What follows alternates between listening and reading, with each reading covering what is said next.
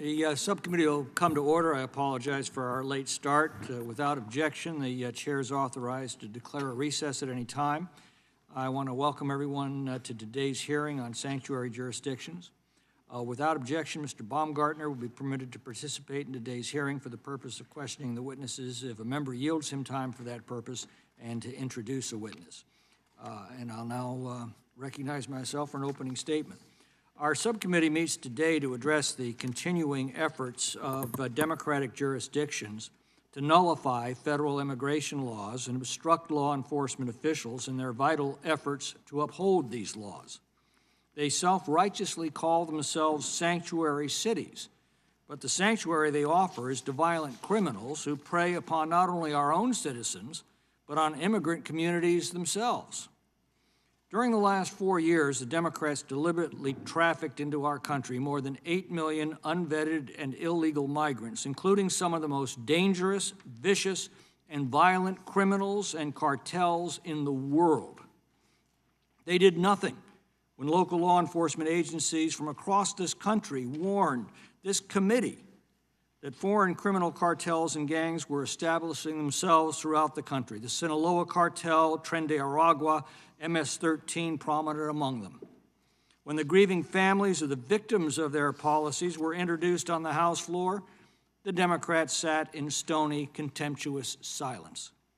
When those same families warned this committee about the devastating effect of these sanctuary policies, Democrats offered platitudes and then implied they were exaggerating the threat. When local and federal law enforcement officials warned that these policies were endangering law enforcement officers and the communities themselves, the Democrats ridiculed them. Well, the American people finally had enough of the Democrats' gaslighting and callous disregard for public safety. For years, the Democrats had told us they were powerless to stop this mass illegal migration without allowing at least 4,000 illegal migrants a day into the country and offering amnesty to those already here.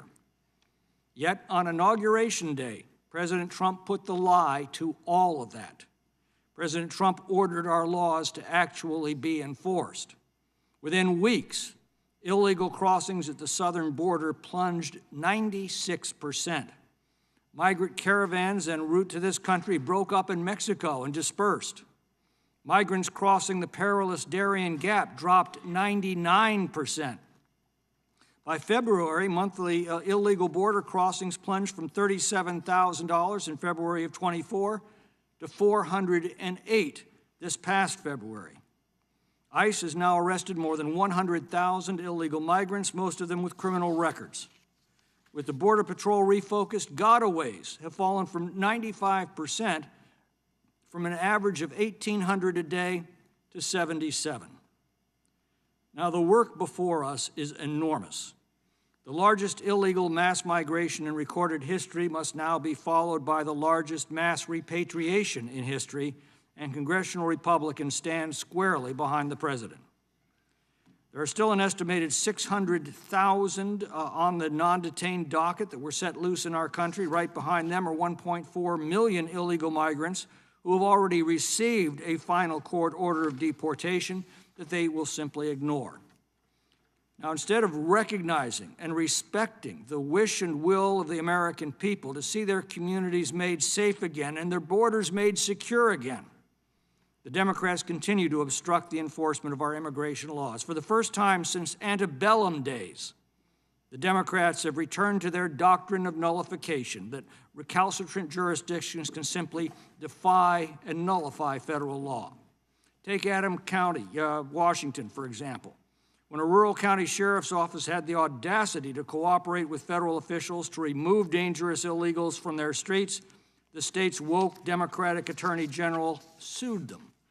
In Chicago, when lifelong residents begged their city government to protect them, Mayor Brandon Johnson did everything he could to silence them.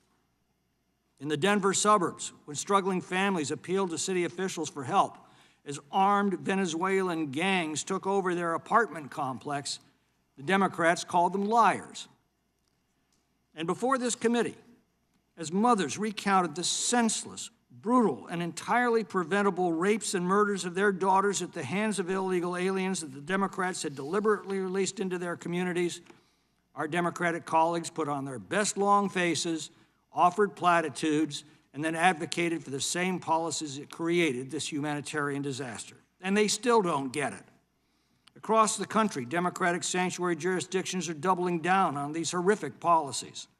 In February, in my home state of California, Governor Gavin Newsom approved $50 million in state funds to be used for, quote, legal defenses against the Trump administration, half of which is for nonprofits to provide legal aid to aliens in removal proceedings. Jurisdictions like San Diego and Los Angeles have hardened their sanctuary policies to further thwart the enforcement of our immigration laws. San Francisco leads a lawsuit against the Trump administration to try to prevent the administration from withholding federal funds from sanctuary jurisdictions that are in open defiance of federal law. In December, the Boston City Council unanimously voted in favor of keeping the city's sanctuary status. Last month, Chicago Mayor Brandon Johnson defended the city's sanctuary status at a congressional hearing, repeating discredited and utterly absurd claims that returning criminals into our communities actually make those communities safer. Just today, it's reported that an illegal migrant from El Salvador, charged with previously sexually assaulting a 16-year-old boy in Palmdale, has now been arrested for the murder of a 13-year-old boy in Lancaster, California. These democratic sanctuary policies not only require the release of dangerous criminals back into our communities in defiance of federal law, they place law enforcement at much greater risk, as officers must now confront these criminals not when they're in custody and unarmed, but rather when they are at large and often armed. The Trump administration is doing everything it can to confront these dangerous policies. In one of his first executive orders, President Trump directed law enforcement to evaluate and undertake any lawful actions to ensure that so-called sanctuary jurisdictions, which seek to interfere with the lawful exercise of federal law enforcement operations, do not receive access to federal funds. In February, President Trump signed an additional executive order to ensure that federal funds to states and localities will not be used to support sanctuary policies or assist illegal immigration. And the administration has sued multiple jurisdictions, including Illinois and New York, for their efforts impeding federal law enforcement. But without new laws, the next Democratic president will undoubtedly reverse these policies and once again open our borders to the worst criminal elements on the planet and then shield them under democratic sanctuary policies. We cannot let that happen. Congress must enact stronger laws that will prevent a future Joe Biden from ever again placing our families at risk, and that will stop today's Democratic politicians from impeding the enforcement of our immigration and public safety laws. Today, we will hear from several law enforcement and local officials on their perspectives and suggestions as we pursue this work, and I want to welcome them all here today. I look forward to hearing from our witnesses, and with that, I yield to the ranking member for her opening statement. Thank you, Mr. Chairman, and welcome to all of our witnesses, including Sheriff Wagner from my home state of Washington. Good to see you here. Perhaps the chairman would have this level of concern for the victims of senseless gun violence across this country. 47,000 people who were killed from gun violence just in 1 year alone. Or perhaps the chairman would have this level of concern for the families of law enforcement that were killed during the January 6th insurrection on the United States Capitol, or even the families that are suffering from rising grocery prices and devastated retirement accounts thanks to Donald Trump's chaotic economic policy. Ever since Donald Trump came into office, my colleagues have been very happy to sit back and let him run completely roughshod over our laws. President Trump, Tom Homan, Stephen Miller, all led you to believe that this attack on immigrants was supposed to be about criminal immigrants. It was supposed to be about people who threaten public safety, despite the fact that research clearly shows that immigrants commit fewer crimes than Americans. They actually led you to believe that they were for the immigrants who did things legally. I can't tell you how many times on this committee I've sat here as my Republican colleagues say, we're not against legal immigration, we're for the people who do things legally. They led you to believe that legal immigrants had nothing to worry about, people on permanent resident status or legal visas or legal status. They even led you to believe that somehow getting rid of immigrants would be good for American jobs, that it would bring down costs for the American public, and that this was all about caring for you versus them, some shady criminal immigrant that might be invading our communities. Well, as people's 401k accounts plummet with Trump's economic policies, as costs of everything that Americans need to buy keep going up instead of down, the effects of Trump's unconstitutional and unlawful actions against all immigrants are causing fear and havoc in our communities across the country. Let me be clear. Trump has targeted immigrants who are here lawfully, suspending refugee admissions, a program that, by the way, was once hailed by both Republicans and Democrats and the faith community everywhere as the cornerstone of humanitarian assistance. They are revoking the very programs that created legal pathways for immigrants to enter, that effectively brought down the numbers at the border. And in revoking student visas and green cards of legal permanent residents, many of whom are married to U.S. citizens, they are going after every single immigrant in America, fabricating stories about these immigrants being, quote, criminals, even deporting them to other countries in violation of judicial orders. All of this leads us to ask once again, as the Fourth Circuit said earlier this week, in the case of a Maryland father who was, quote, mistakenly deported to a Salvadorian prison by the Trump administration. If due process is of no moment, what is stopping the government from refusing and removing to return a lawful permanent resident or even a natural-born citizen? That is a quote from the judge in the decision. This obsession to weaponize every part of the U.S. government against immigrants is hurting Americans. It's taking away critical resources for crime prevention and counterterrorism, drug interdiction, and other law enforcement at the Department of Justice and Homeland Security investigations, and it's terrorizing immigrants and their U.S. citizen family members, including those with no criminal background and with legal status. Now, the Trump administration wants to coerce state and local law enforcement to help them round up immigrants by threatening to cut off their transportation and law enforcement funds if they don't comply, even though multiple courts have held that this is illegal, and numerous research studies and law enforcement officials have confirmed that keeping the long-standing distinction between federal immigration and local law enforcement actually helps keep communities safer. In 2019, my home state of Washington passed the Keep Washington Working Act with bipartisan support. It's a common sense law to ensure that local policy remains focused on public safety of all residents rather than enforcing federal immigration law. We know that when local police act as immigration agents, immigrant communities and their families are less likely to come forward to report a crime when they are a witness or even a victim. It destroys the trust that police rely on to preserve public safety in communities. Courts have ruled multiple times that states have the right to enact laws like Keep Washington Working Act. And despite what you might hear today, the law does allow information sharing with the federal government when necessary for an ongoing criminal investigation or pursuant to a court order or a judicial warrant. As the Trump administration continues to bully and intimidate the country to bend the knee, we won't be intimidated. And I fully support Attorney General Nick Brown's efforts to ensure that everyone in our state follows our laws. The Major City Chiefs Association has repeatedly reaffirmed that across the country, if law enforcement officers are viewed by members of the immigrant community as colluding or working with immigration law enforcement officers, this would, and this is a quote, result in increased crime against immigrants in the broader community, create a class of silent victims, and eliminate the potential for assistance from immigrants in solving crimes or preventing future terrorist acts.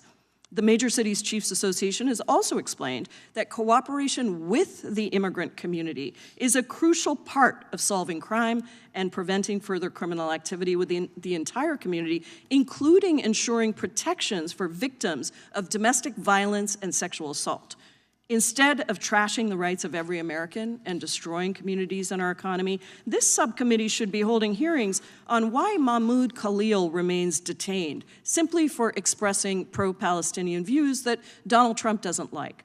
or why Alfredo Juarez, a longtime labor leader, has been detained in my state of Washington, apparently simply for organizing farm workers for fairer wages, or why a local roofing company just had a raid where 37 immigrants who are longtime residents in our state building affordable housing for our communities were all picked up and jailed, or why the administration refuses to return Kilmar Abrego Garcia to the United States to reunite with his U.S. citizen wife and his 3 children, even after admitting to mistakenly deporting him to a Salvadorian gulag where he fears for his life.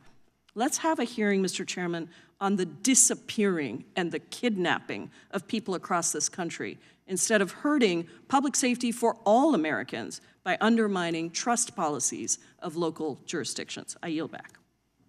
The lady yields back. The chair is now pleased to recognize the chairman of the full committee, Mr. Jordan, for his opening statement. I thank the chairman. Here's how it works. I sends a detainer to the local sheriff or the local police chief and says, hey, if you're gonna release this migrant who we know is here illegally, who's been accused of some crime, if you're gonna release him, give us a heads up. Give us 48 hours before you're gonna release him, give us a heads up. And they do that because that protects everyone. It protects law enforcement resources. It protects the public from letting a guy out. It protects law enforcement when they go to arrest this guy out on the street, if they can do it in the jail or in the local facility, much better. And frankly, it protects the illegal migrant. And how do we know all that? Because it just happened in Denver not too long ago. Denver's a sanctuary city. I sent him a detainer. Well, they had this guy in custody for 310 days. I sends him a detainer. The Denver, because of their sanctuary city policy, says, no, we're not going to give you a notice. We're going to send you this. We'll give you a notice like 1 hour before. And they release the guy to the streets. We actually have the form where it says stamp, release to, and there's a blank. They write in the streets. And then law enforcement goes to arrest him. And guess what happens? Law enforcement officer gets hurt, took resources, money to do that when they could have just went to jail because they had to send more agents. And it hurt the migrant himself because they ended up tasing this guy. When they could have just kept him in the jail, ICE comes there, goes from the jail to handcuffs you to take him to wherever they're going to take him. But no, we can't do that because we're a sanctuary city. And now it's gotten even worse. Now if you're a sanctuary state, they come after law enforcement like Sheriff Wagner, who's trying to do the right thing. Use the resources in a proper way, protect the migrant, protect law enforcement, protect the public. No, we're a sanctuary city. We're going to release them to the streets, even though they had a detainer months before that said, just give us a heads up and we'll come down and do it the easy way. That's why this sanctuary city policy, sanctuary state policy is so darn ridiculous. So I appreciate the chairman having this hearing. I appreciate our witnesses, particularly law enforcement, who we have here on the front lines of this every single day. Thank you all for what you do, and I yield back. Gentleman yields back. I now recognize the ranking member of the full committee, Mr. Raskin, for his opening statement. Thank you, Mr. Chairman, and thank you, Ms. Jayapal, and greetings to the witnesses. Donald Trump's ruinous tariffs and calamitous trade war against the world, except for Russia, have crashed the stock market and cost American workers and retirees and farmers $11 trillion in 1 week. 1 week.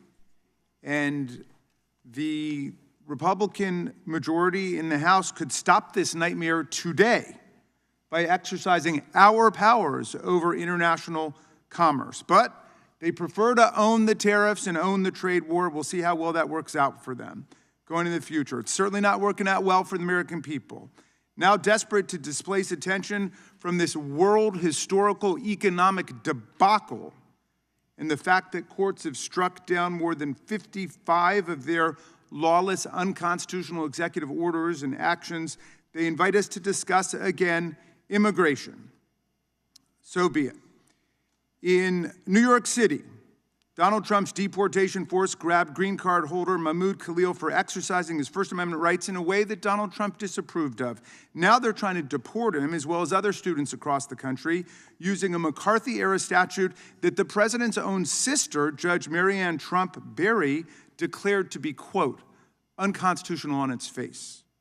Then they tried to extra-legally deport more than 100 Venezuelans, shackling them and putting them on planes bound to a self-proclaimed dictator's infamous mega prison in El Salvador under cover of night based on an 18th century law about wartime authorities called the Alien Enemies Act, which palpably did not apply to this case because we are at peacetime. Congress still has the power to declare war under our Constitution, not the president. Despite their best efforts to keep these removals a secret until it was too late, attorneys for people on the plane filed a lawsuit, and Judge Boasberg, a George W. Bush appointee, issued an order to stop the removals while the planes were hurrying to get in the air and were still in the air. Today, the judge in that case will likely decide whether or not to hold the administration in contempt for deliberately defying the order to turn the removal flights around. On one of those flights, the administration deported Kilmar Garcia, a Maryland man, a father and husband to an American citizen, American citizens, who had a legal status called withholding of removal, a legal immigration status that specifically blocked him from being removed to El Salvador. He won this status after the government falsely accused him of being a gang member and tried to deport him during the first Trump administration in 2019. Instead, he was able to prove that he posed no threat to public safety and that, on the contrary, he had a well-founded fear of persecution from the violent gangs back in El Salvador. The first Trump administration respected that ruling, but in this second iteration, the administration violated its legal obligation and shipped him off to the Salvadoran mega prison to be locked up in a cage with the very gang members whose violence he had escaped. The administration admitted in court that this deportation, which had absolutely no legal basis, was done in, quote, administrative error. And a judge ordered them to return Mr. Garcia to the United States by midnight this Monday. Rather than bring back the man they admitted they had wrongfully deported, the administration placed the attorney who argued the case on leave and decided to double down and appeal the order. We've seen the administration conduct indiscriminate raids that round up people with no criminal records, who've lived in our country for decades, who own homes and pay taxes, whose family members are U.S. citizens, and who pose no threat to public safety.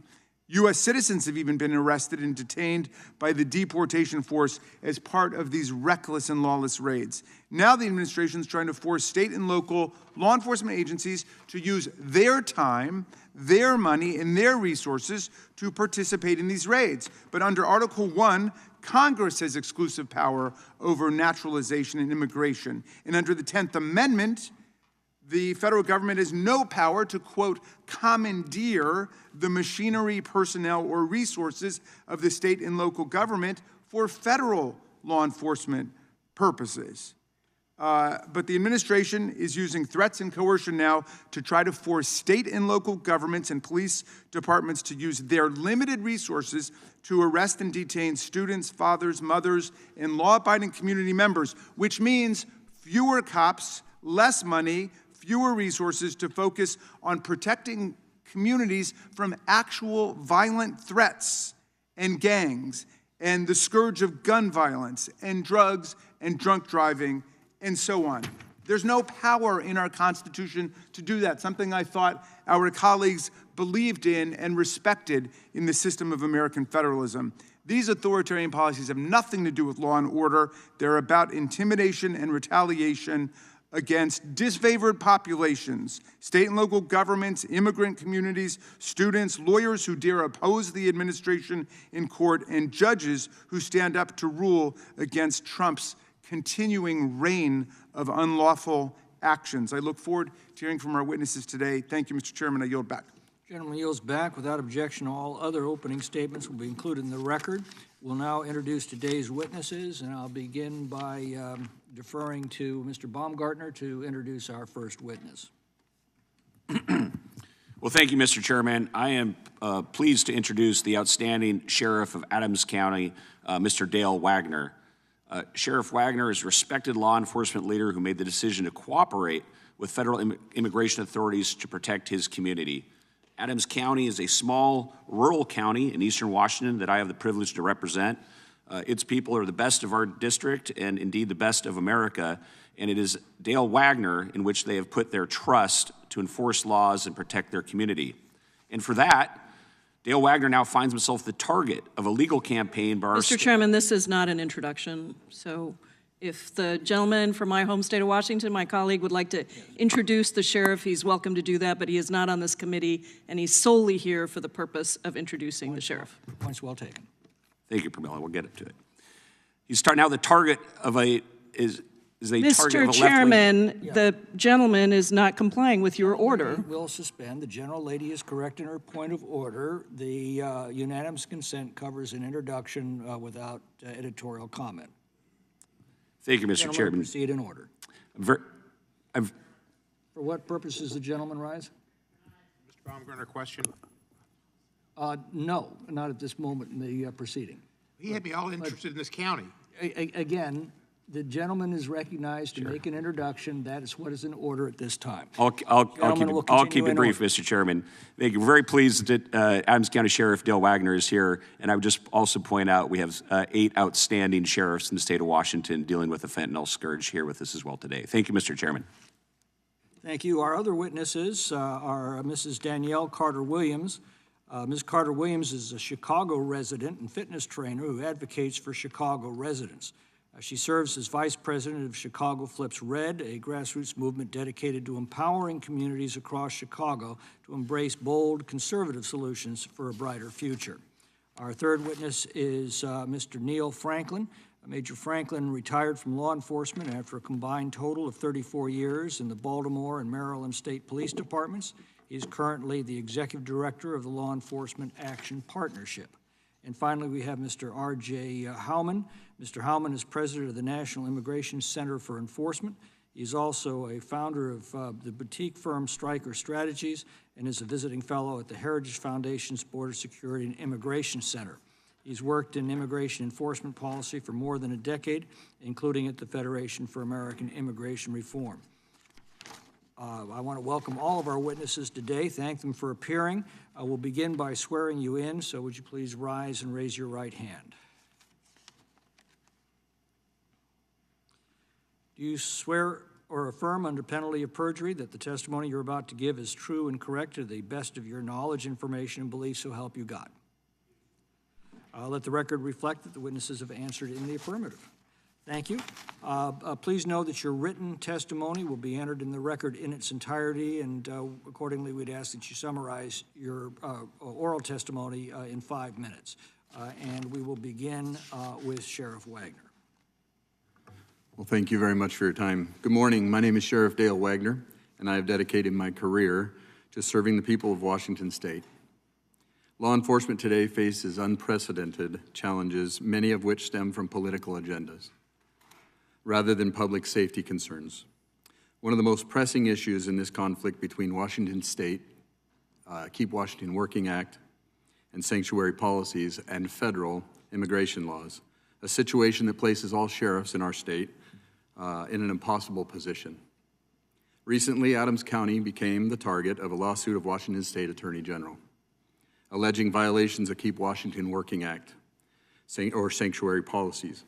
This lawsuit is not about justice or protecting communities. It's about enforcing a political agenda that restricts law enforcement's ability to cooperate with federal authorities. Adams County is a hardworking community built on agriculture, perseverance, and a strong family values. Spanning approximately 1,925 square miles in eastern Washington, our county is home to farmers, ranchers, and business owners who contribute daily to our state's economy. The people of Adams County are resilient and committed to maintaining a safe and prosperous home for future and family.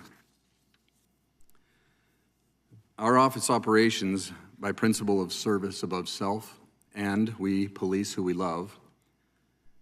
Those are our friends and our family and our neighbors.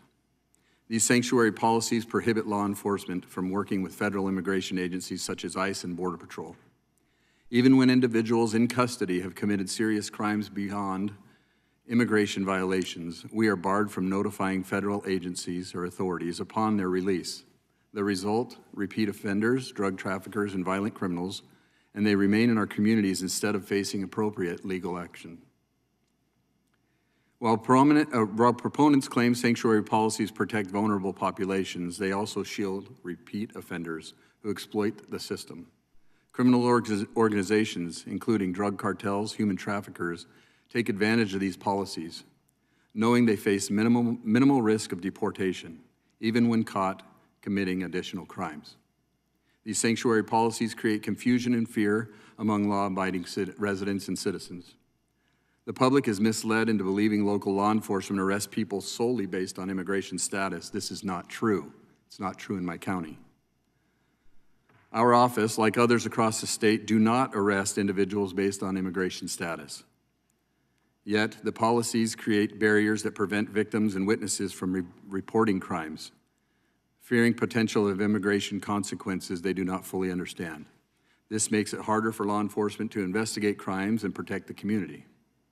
Sheriffs are sworn to uphold the law and protect public safety. However, sanctuary policies place us in a legal bind, forcing us to navigate conflicting state and federal laws. We must follow the state mandate that contradicts federal law, compromising our ability to enforce laws effectively. Instead of focusing on crime prevention, we are caught in the unnecessary legal battles that are wasting tax dollars and divert resources from critical public safety efforts. When law enforcement cannot address repeat criminal activity effectively, families, businesses, and their entire communities suffer. Hardworking residents should not have to live in fear of criminals who exploit policies designed to shield them from accountability. Public safety is a must and our priority, not political agendas. Rather than allowing law enforcement agencies to work at local, state, and federal levels together, sanctuary policies force us to rearrest individuals who could have been transferred to federal custody. This strains our jails, wastes tax money, and puts residents at unnecessary risk. The solution is not to pit state and federal authorities against one another, but to ensure public safety remains a top priority for everyone. Law enforcement should be allowed to do its job without political interference. We must defend the constitutional authority of sheriffs and enforce the laws that we protect our citizens with. We advocate for policies that support law enforcement effort rather than hinder them. Continue hiring and training the best deputies and police officers to uphold the highest standard of professionalism and integrity. Work with local, state, and federal law enforcement and community partners to maintain safe neighborhoods and prioritize security over politics. The people of Adams County have always supported law enforcement, and we are proud to serve our community that values law and order. Despite these challenges, we remain steadfast in our mission to serve and protect. We will not back down from our responsibility to uphold the law and keep our residents safe. Thank you for your time. Thank you for your testimony. Our next witness is Major Franklin. You may begin.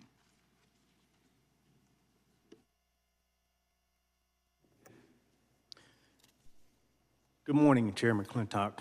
Honorable committee members, thank you for allowing me to testify today. My name is Major Neil Franklin. I am retired. I'm here today representing myself, having served a 34-year law enforcement career in the Baltimore Police Department and the Maryland State Police, as well as representing the Law Enforcement Action Partnership, LEAP, where I was the executive director for an additional 10 years post-retirement. Lieutenant Diane Goldstein is now the current executive director. LEAP is a nonprofit law enforcement, nonprofit group of police prosecutors, judges, other criminal justice professionals who speak from firsthand experience. Our mission is to make communities safer by focusing law enforcement resources on the greatest threats to public safety and working toward improving police-community relations. While we strongly believe that effective border security is imperative to public safety, we adamantly oppose any proposals that will push sanctuary cities and mandate state and local law enforcement to play a significant role in enforcement of federal immigration law. We believe routine civil immigration enforcement by local officers would harm public safety by eroding police community trust and diverting law enforcement resources away from tackling more serious crime. Ordering state and local law enforcement to act as ICE agents would deeply damage police community trust that we depend upon to do our jobs effectively. Across policing, the research underscores that having trust from the people we serve directly impacts public safety. Police are only as strong as the relationships we have with the public. We can only prevent, detect, and solve crimes if witnesses and victims are willing to come forward to report criminal activity and work with us to address it. A report on Latino perceptions of police found that 44% of Latinos hesitate to report crime to police for fear that it could lead to investigations into immigration status of their family or community members, even if they are legal citizens. Compelling local police to enforce federal immigration law would only further damage community trust, making victims, witnesses, and other residents less likely to report crimes or provide critical information to help us solve them. Forcing local law enforcement to act as federal immigration agents would also divert their focus away from the greatest threats to public safety. Local law enforcement should not be forced to dedicate precious time and resources toward burdensome information sharing and detainer requirements instead of solving serious crime. It would lead to countless people being detained for extended periods solely based upon their immigration status, wasting limited jail space that should be reserved for those who pose the most serious threats to public safety. Proposed bans to sanctuary cities also pose constitutional and civil liabilities for local police departments and jails, exposing them to costly lawsuits that could further drain their already stretched resources. Many cities across the country have been forced to pay massive settlements for illegally holding people based upon requested ICE detainers, a practice that would become more frequent as police hope to avoid cuts to essential federal programs in their communities. For example, New York City recently agreed to a $92.5 million settlement stemming from a lawsuit claiming authorities had detained 20,000 people for days, weeks, even months after their scheduled release date due to ICE detainer requests. The proposed act would put state and local governments in an impossible position of deciding between risking cuts to essential federal programs or inviting potential legal action for violating the civil rights of their community members. Furthermore, one solution does not fit all. Cities and towns are unique with very different needs, requiring different solutions for various problems. Each community should be free to design its own strategies absent sanctions of any kind from the federal government. We are deeply concerned to see the federal government considering blocking federal funds to sanctuary jurisdictions and mandating local law enforcement to act as ICE agents. Forcing local police to act as federal immigration agents would harm public safety by eroding community trust and diverting critical resources away from more serious crime. Thanks again for having me. Thank you for your testimony. We'll next hear from Ms. Carter Walters. Thank you. Good morning, Chairman and esteemed members of the subcommittee. And thank you to President Donald J. Trump, the people's president, for giving Chicago Flips Red our first platform, and to the subcommittee for the opportunity to speak truth in the people's house. We proudly stand with our president to bring his message to the Black American community and expose the lies pushed by the Democrat Party and the fake news media. We are here to confront the reality of sanctuary cities. Despite the word sanctuaries, these cities are anything but safe. Chicago has claimed the title for years, and now we're drowning in the consequences. Lifelong residents are pushed aside, schools are overcrowded, crime is out of control, and affordable housing is vanishing. This crisis exploded under Biden and were worsened by the reckless, agenda-driven leadership of Lori Lightfoot and Brandon Johnson. They didn't just ignore the collapse, they fueled it. In December 2023, a few aldermen tried to give us a voice, but the mayor and his allies used systematic stunts to block the vote on a non-binding sanctuary city referendum, silencing Chicagoans and stripping us of our right to choose. Every elected official swears an oath to serve their constituents and uphold the Constitution. Brandon Johnson has failed. He's dismissed that oath in his obsession with keeping Chicago a sanctuary for illegal aliens. He's driven our city into a $1 billion deficit, handed out shady non-bid contracts, and funneled over $6 million into services for illegal aliens. That's why we demand a full forensic audit focused on migrant-related spending. This isn't mismanagement, it's organized looting of taxpayer dollars. ShotSpotter, a life-saving gunshot detection tool, is gone. Hyde Park now bears a permanent 720-bed shelter as illegal alien shelters multiply all over our city. Tax increment financing, known as TIF, meant to revive struggling areas, are being embezzled. Our kids aren't learning to read while the city teachers cater to non-English speakers. These are deliberate acts of neglect, justified by Chicago's sanctuary city status. Lori Lightfoot licked the fuse with executive orders, and D.E.I. Johnson poured gasoline on the fire. Field houses has been taken, police stations overrun with illegal aliens in tents and are on the floors, leaving officers demoralized. My husband, a retired CPD officer, saw it all. Violence, disease, measles and tuberculosis outbreak, prostitution, and bed bugs that reached our home. Since 2025, over 51,000 illegal aliens have flooded into Chicago. The city's answer? Blend migrant and homeless shelters under the One System initiative and hope no one noticed. Homelessness has jumped by 207% as 2,100 beds go to illegal aliens. When state funding ends in 2025, corrupt insiders will pass the contracts among themselves. This isn't policies, it's racketeering. My husband and I are tax-paying business owners. We did everything right. We invested in the Opportunity Zone, thank you, President Trump, applied for grants, and we were denied.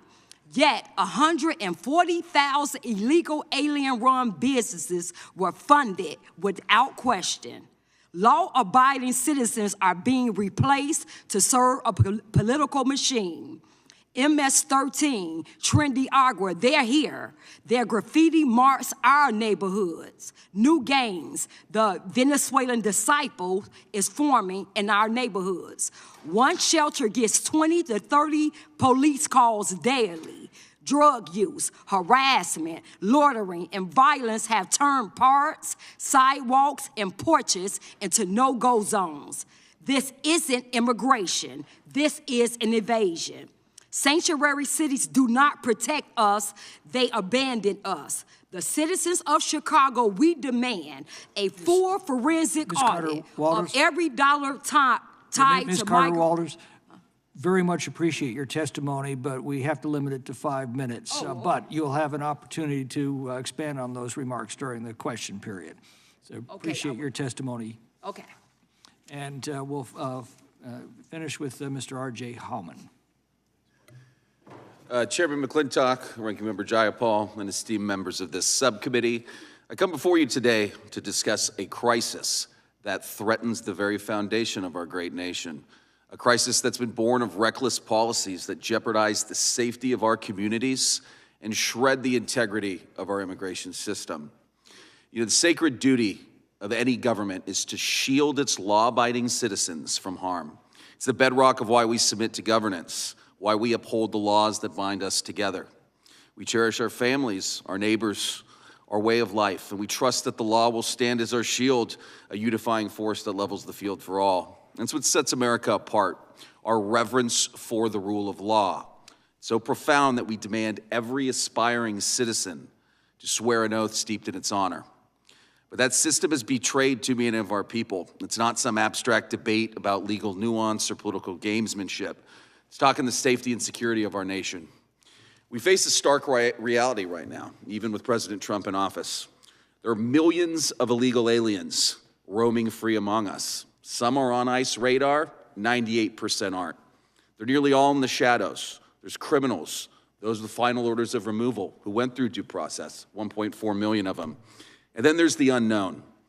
And then worse, you have hundreds of so-called sanctuaries. They roll out the red carpet for these lawbreakers while turning their backs on the honest citizens that they're sworn to protect.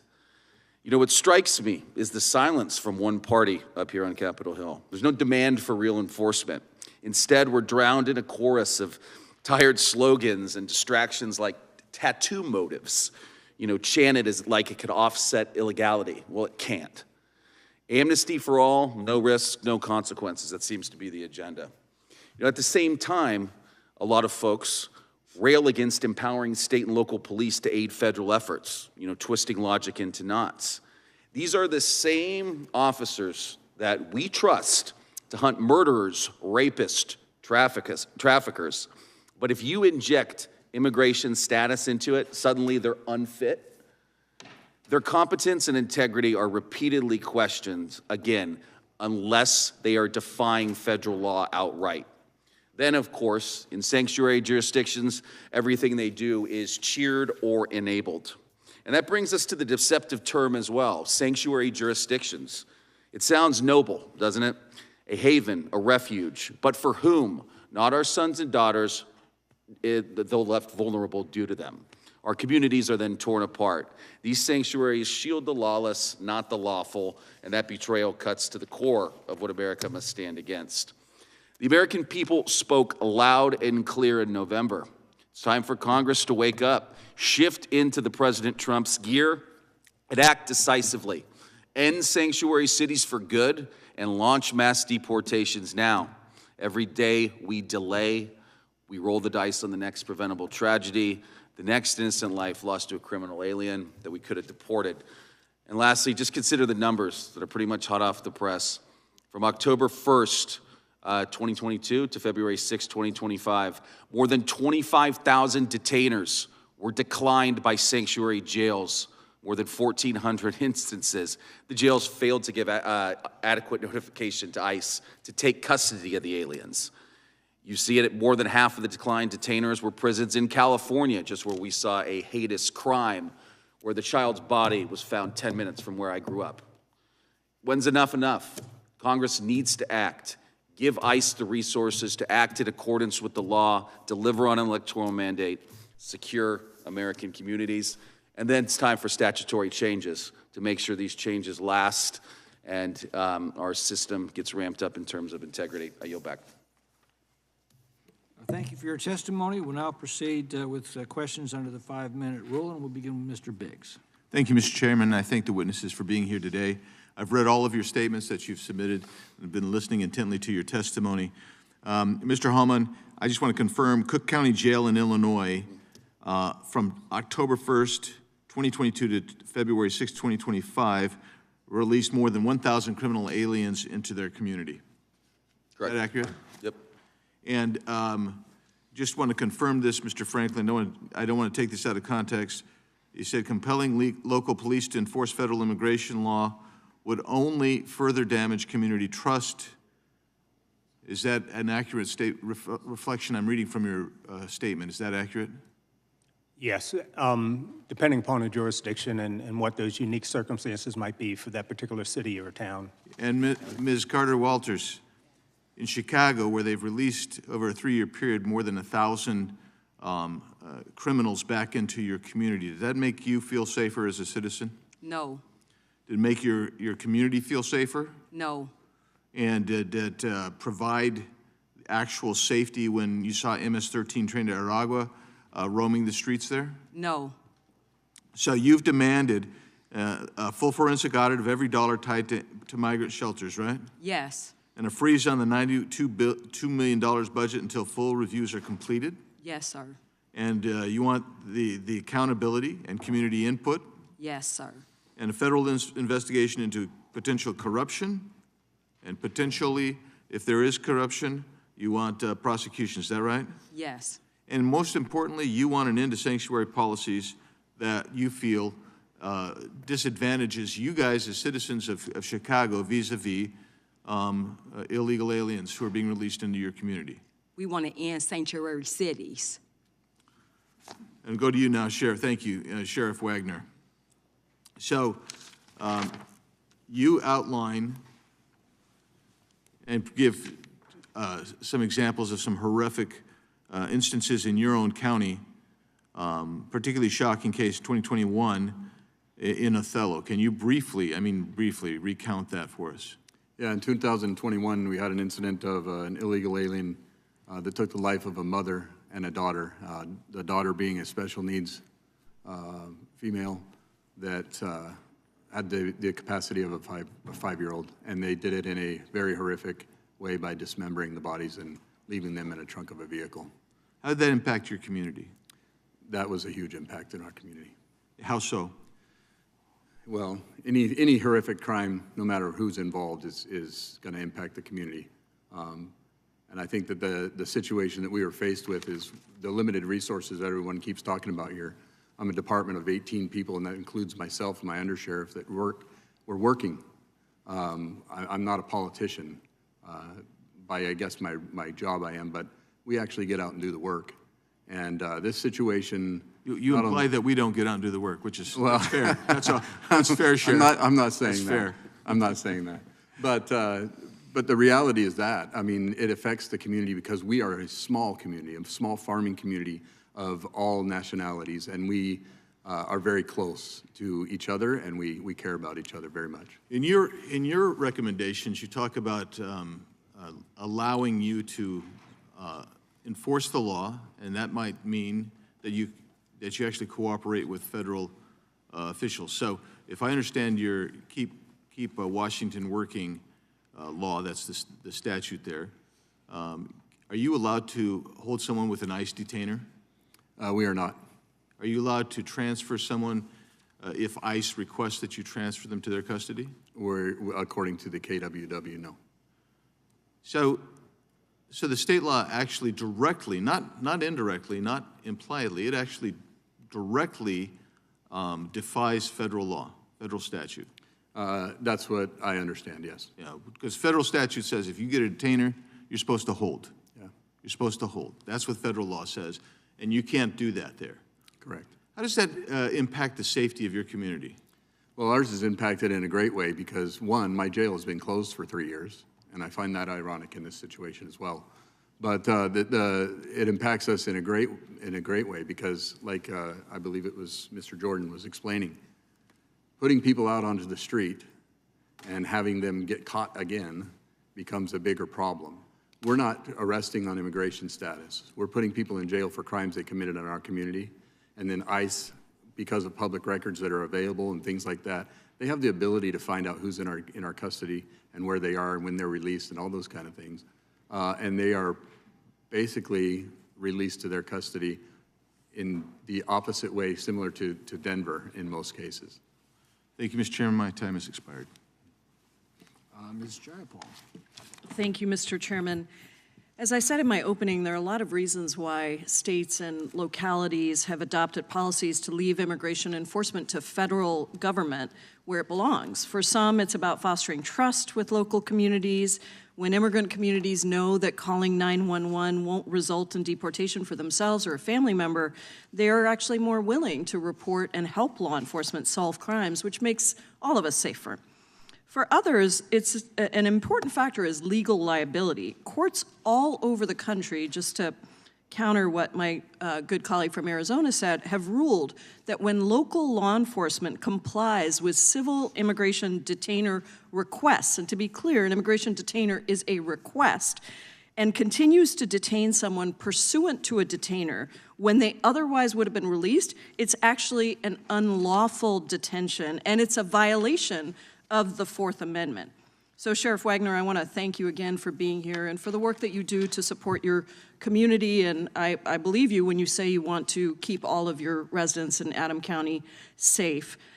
You can just give me simple yes or no's to this. At any time since 2019, has the Adams County Sheriff's Office given the federal government personal information of any Adams County residents, like fingerprints, dates of birth, home addresses, or driver's license numbers? Just turn your mic on, Sheriff.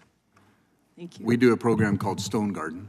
So just a yes or no is fine. Do you give, it's a simple question, do you give the federal government personal information of Adams County residents like fingerprints, dates of birth, home addresses, and driver's license numbers? I'm not aware of fingerprints, but I do believe we give public information to those people.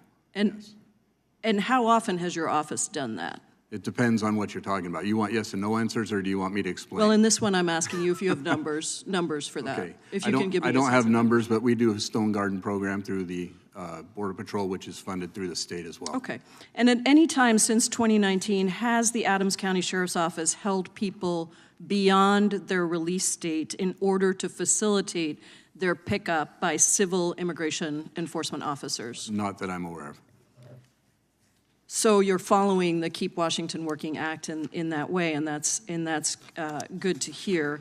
I want to go on to some questions for Major Franklin. Let me turn to you. One of the studies that I submitted found that mandatory information sharing between local police and ICE led to a 16% increase in crime against Hispanics. And let me be clear, that 16% increase means 1.3 million more crimes. Can you help us understand this statistic and why jurisdictions with community trust policies in place experience less crime and why their residents feel safer? Yes.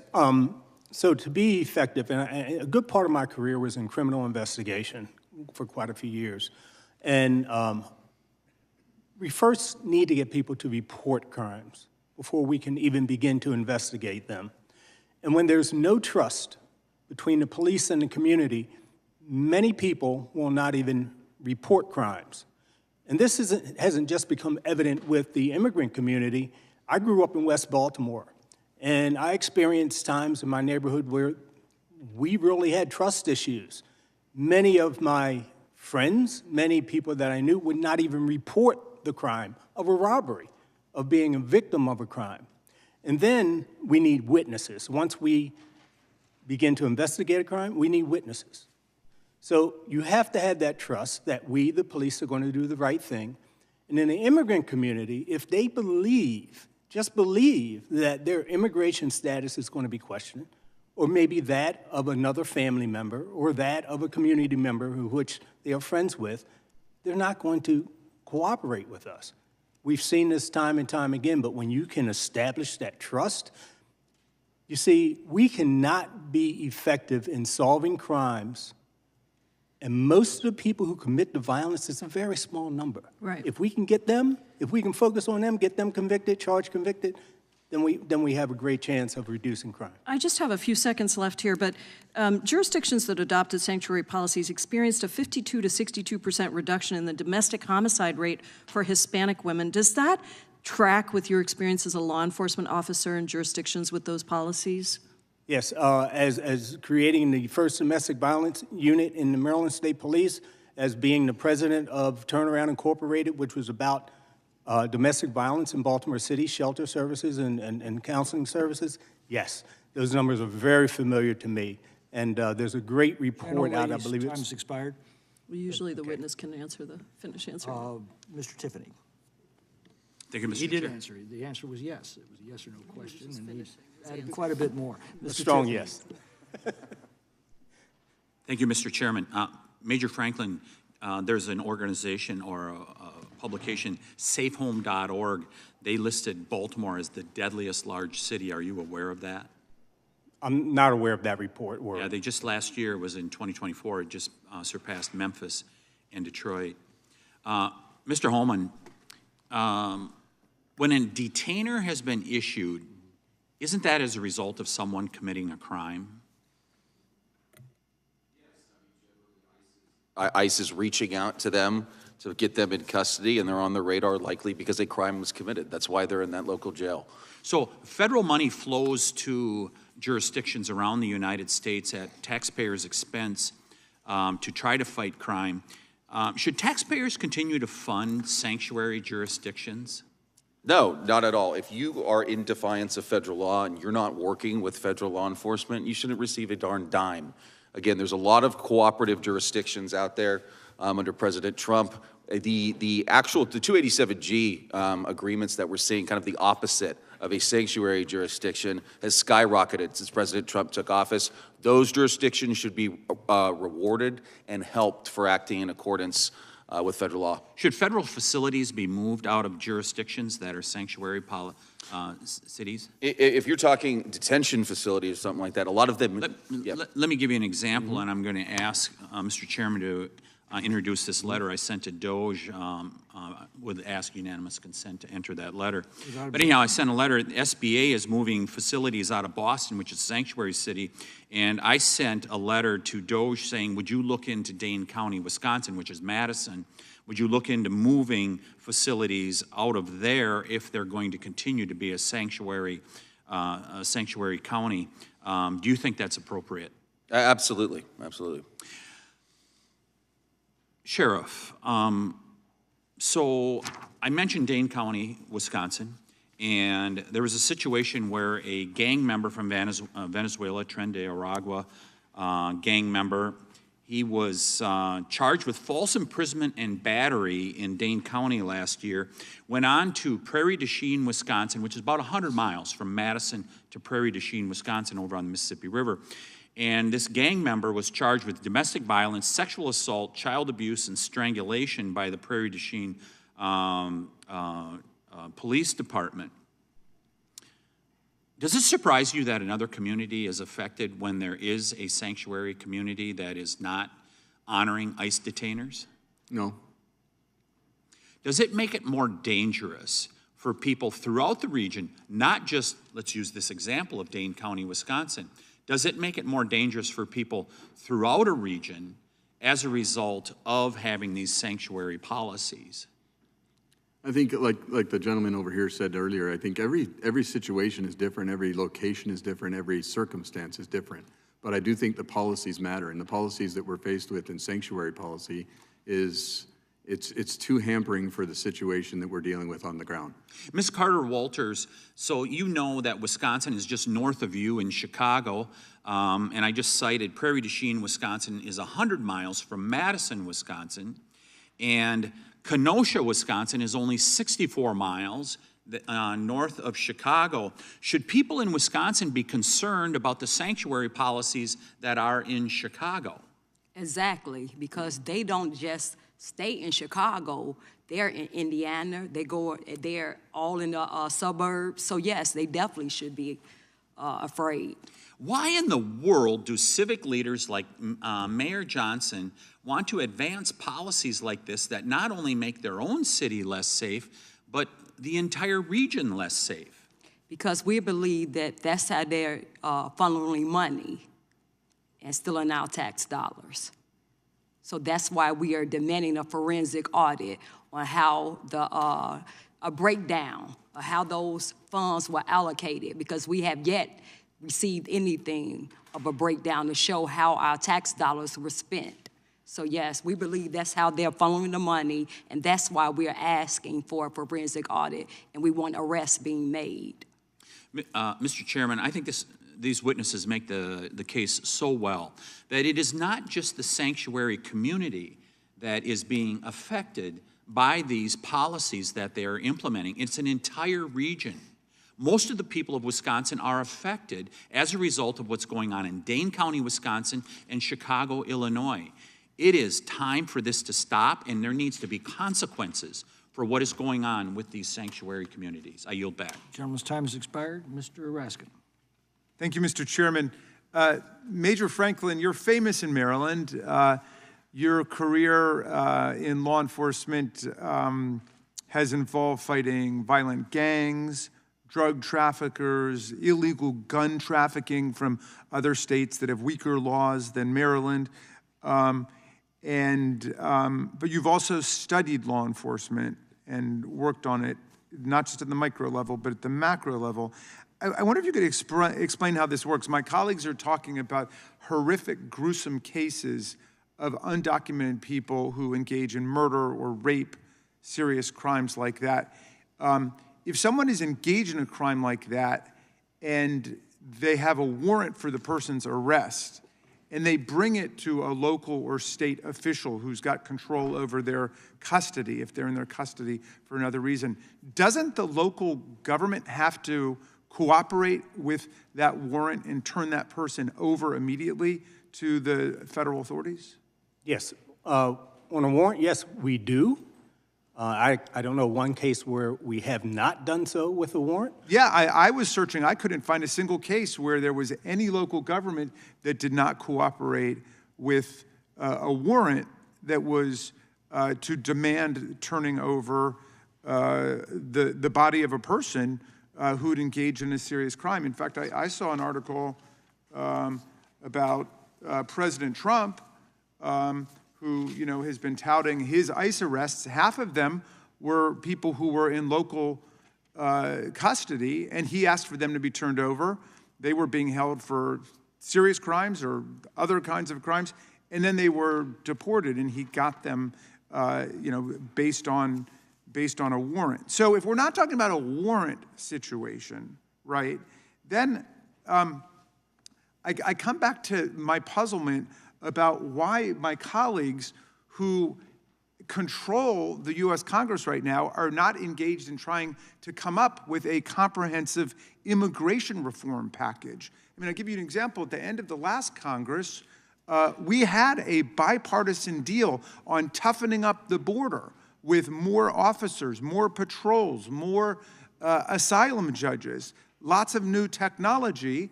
The most conservative members of the U.S. Senate on the Republican side were championing it, advancing it. It had bipartisan support in the Senate. And then Donald Trump tanked it, basically saying for political reasons he didn't want it. He did not want a comprehensive immigration border solution. He wanted a problem to run against. And I see a lot of that in today's discussion. It's amazing to me that rather than engage in the hard work, maybe not even so hard anymore, of coming up with a bipartisan immigration solution, we would rather be beating up on local governments for not doing the job of the federal government.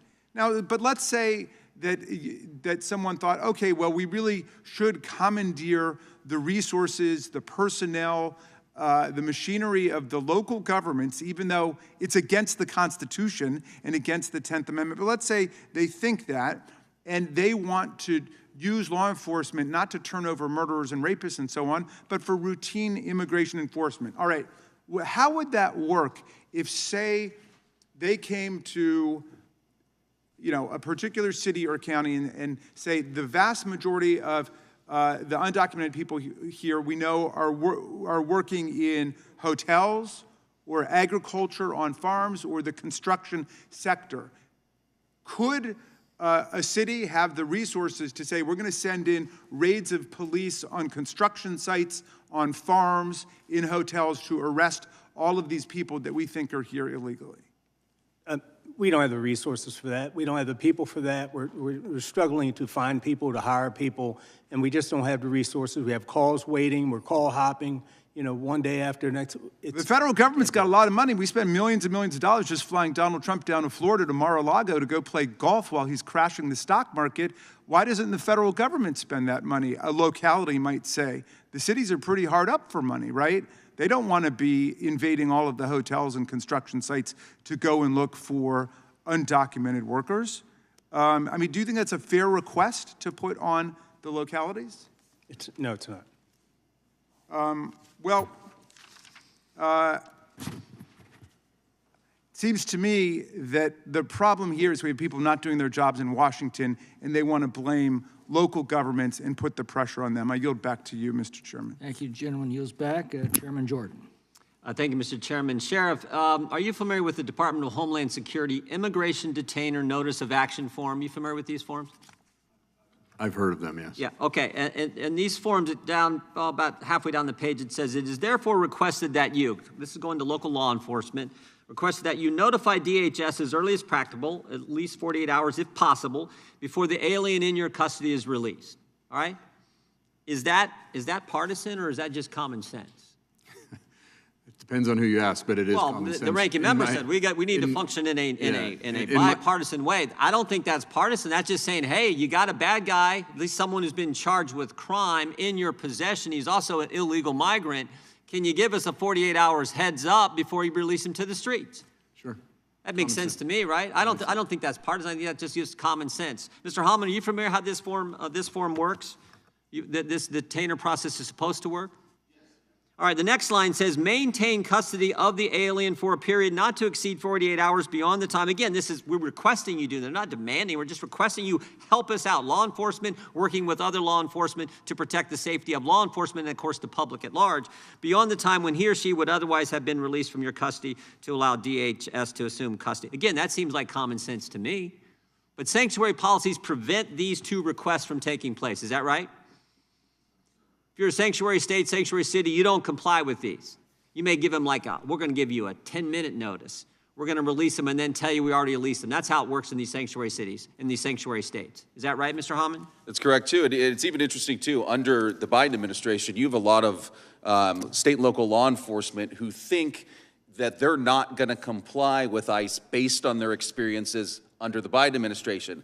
ICE had policies in place that made it so hard for enforcement and removal officers to actually work with these jails. Yeah. They made it next to impossible. So you have all of these jails that think, oh, I don't know if I'm going to comply. I may get penalized if a state puts an aggressive restriction on that. But everything is going to be streamlined. They want to comply. It will be a good process. Yeah, let's put up on the screen. Are you familiar with the name Abraham Gonzalez, Mr. Hammond? Do you know this guy? Abraham Gonzalez? I do not. Okay, this guy was released this year, February 28, 25. He was released. Look at what the sheriff's department put here. This is a ICE notification. They put the stamp on there, being released to the streets. Now, this guy had been in custody for 345 days. And ICE had sent this very form asking, hey, can you give us a 48-hour heads up before this guy who was charged with aggravated assault, charged with stealing an automobile, charged with menacing, can you just give us a heads up? And guess what Sanctuary City, Denver did? They called him 1 hour before, and ICE couldn't get there, and they released this guy to the streets as they stamped on the form. Now, what I find interesting, can we put that back up again? What I find interesting is under the section flag, see it over there on the right-hand side? It says he's cleared, but then look what it says, violent to staff. So the very people who released him to the streets knew this guy. He'd been charged again with aggravated assault, stealing a car, but he'd also been violent to the very people in the jail who were holding him, and they still wouldn't give notice to ICE. And then, as I said in my opening statement, this guy is released to the streets. ICE goes out to arrest him. Officer gets hurt. They had to tase the guy, so the migrant gets hurt. Tell me how that is not, tell me why that we should have that kind of policy happen, Mr. Hammond. Well, we shouldn't. It doesn't keep our communities safer in any sense. And again, what they're trying to do here is they say, hey, at least we tried. An hour heads up or whatever. But how can they look at that man to release him on the streets, knowing the crimes that have been committed, knowing that risk? How can they say, hey, we'll see you later, as he goes off and could potentially commit another crime down the line? I mean, is it worth it to instill trust with the immigrant community? How about, the citizens, and how about the harm that they could face due to the unknown of releasing a dangerous criminal alien to the streets? They knew this guy had a propensity to be violent to law enforcement because he had done it in their very jail, and they can't give federal law enforcement a heads up. Sheriff Wagner, would you have given him a heads up? I think in that circumstance I would. Yeah, you certainly would, but for people who do what you would do, you're now getting sued for that, right? Your attorney general is coming after you. Yeah, and as the gentleman over here said, we should stay out of local business, right? And so here I am with the state attorney coming down on me for trying to juggle the whole mess. Because that's how law enforcement, you're supposed to work with other law enforcement when you can, not violating the Constitution, just be in good common sense way to make sure people are safe, law enforcement safe, public is safe, and frankly, as I said before, even the migrant is safer when you do it that way, when you do it the common sense way versus the sanctuary city way. And that's what we really have to, I think, that's really the decision here. Common sense or sanctuary city way.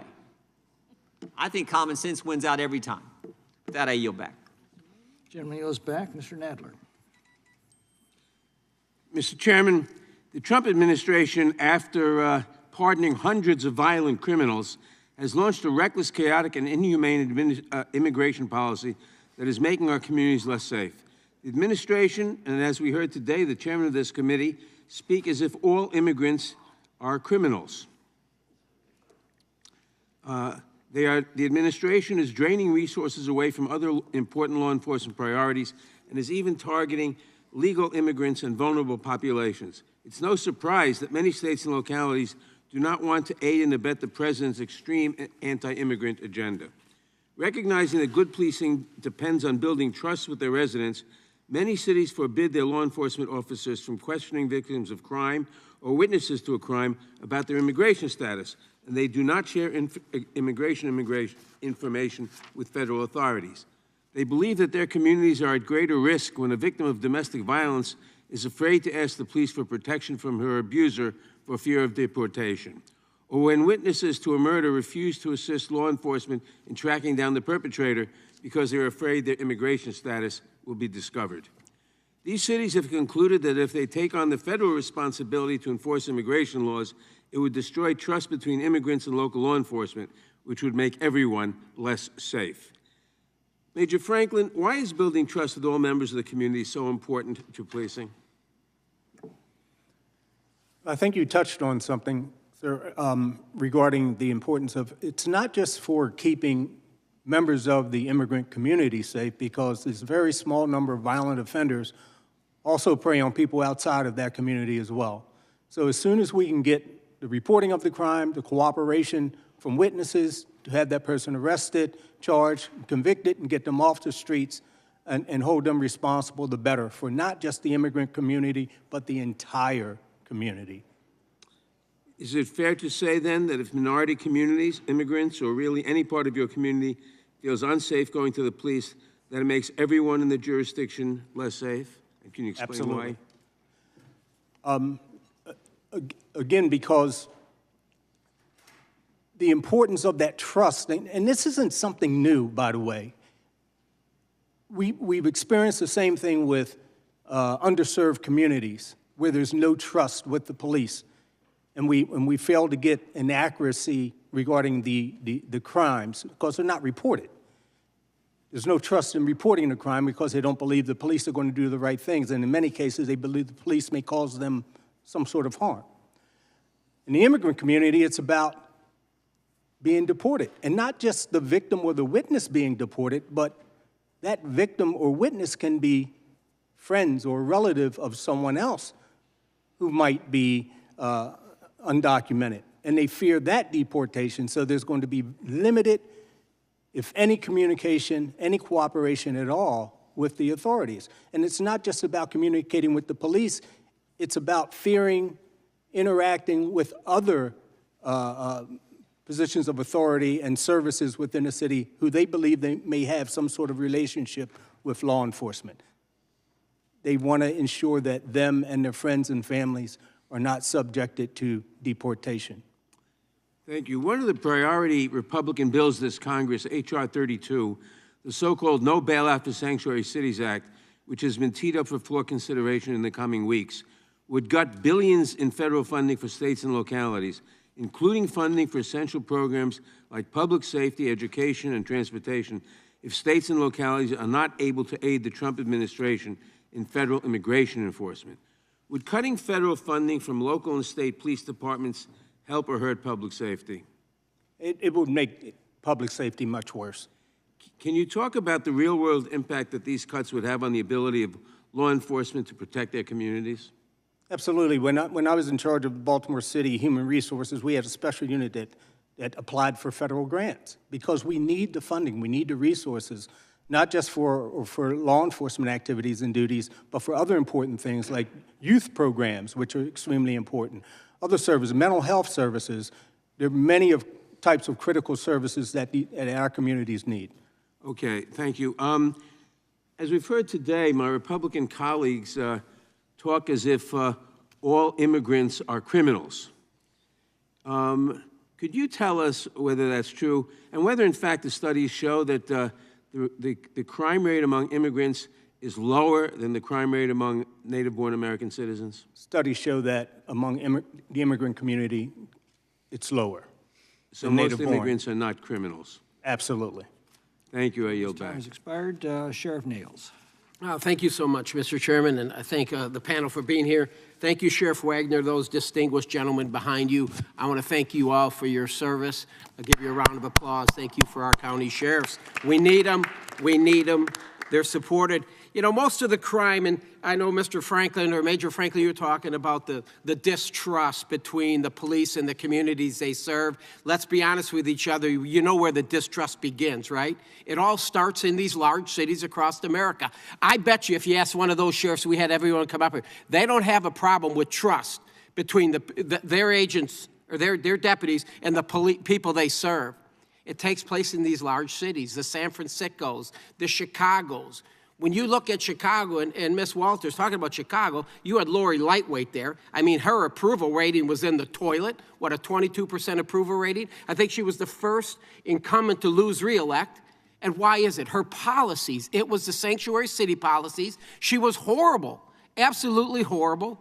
All the anti-police rhetoric. Would you agree with me that that's why Lori Lightweight is no longer the mayor in Chicago? Yes, and that's why Brandon Johnson has a 6% approval rating. You should consider running for mayor. I think you're great.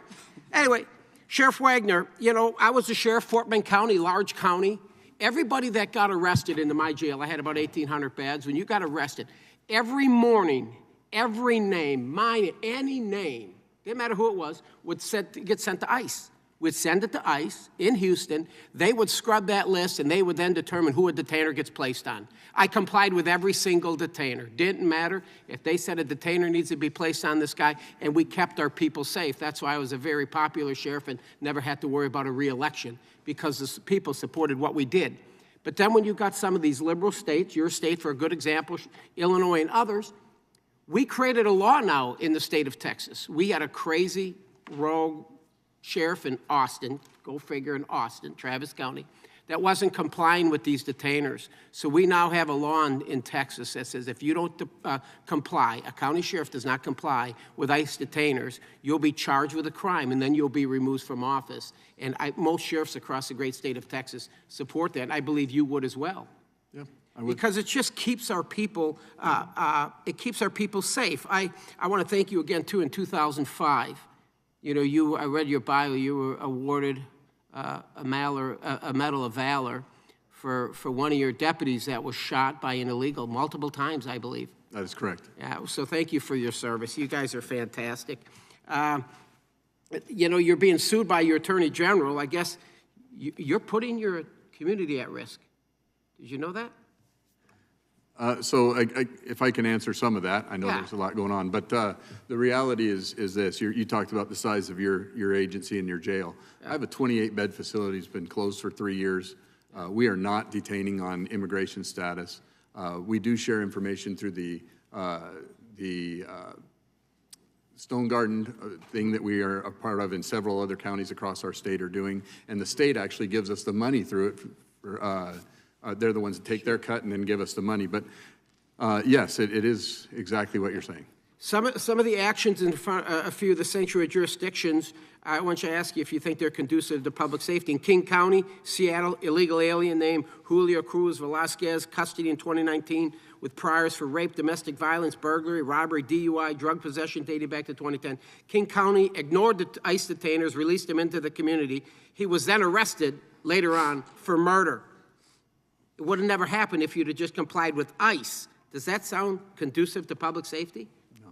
It doesn't, of course not. The stories go on. Washington County, also in your state, illegal alien Alejandro Melandio Hernandez was arrested for manslaughter and a second degree for killing somebody while driving recklessly. The county ignored an ICE detainer, released him into the community, and he is still at large today. Does that sound conducive to public safety, Sheriff? No. Of course it doesn't. Let's go to Boston. April this year, Boston released an illegal alien charged with aggravated child rape rather than comply with an ICE detainer. Does that sound like conducive to public safety? No. Of course it doesn't, and the story goes on and on and on. Mr. Franco, we go to Baltimore. April 24, Raul Calderon, a 25-year-old Guatemalan national convicted of fourth-degree sex offense and second-degree assault. Despite ICE detainer's request, Baltimore County released him after suspending his prison sentence.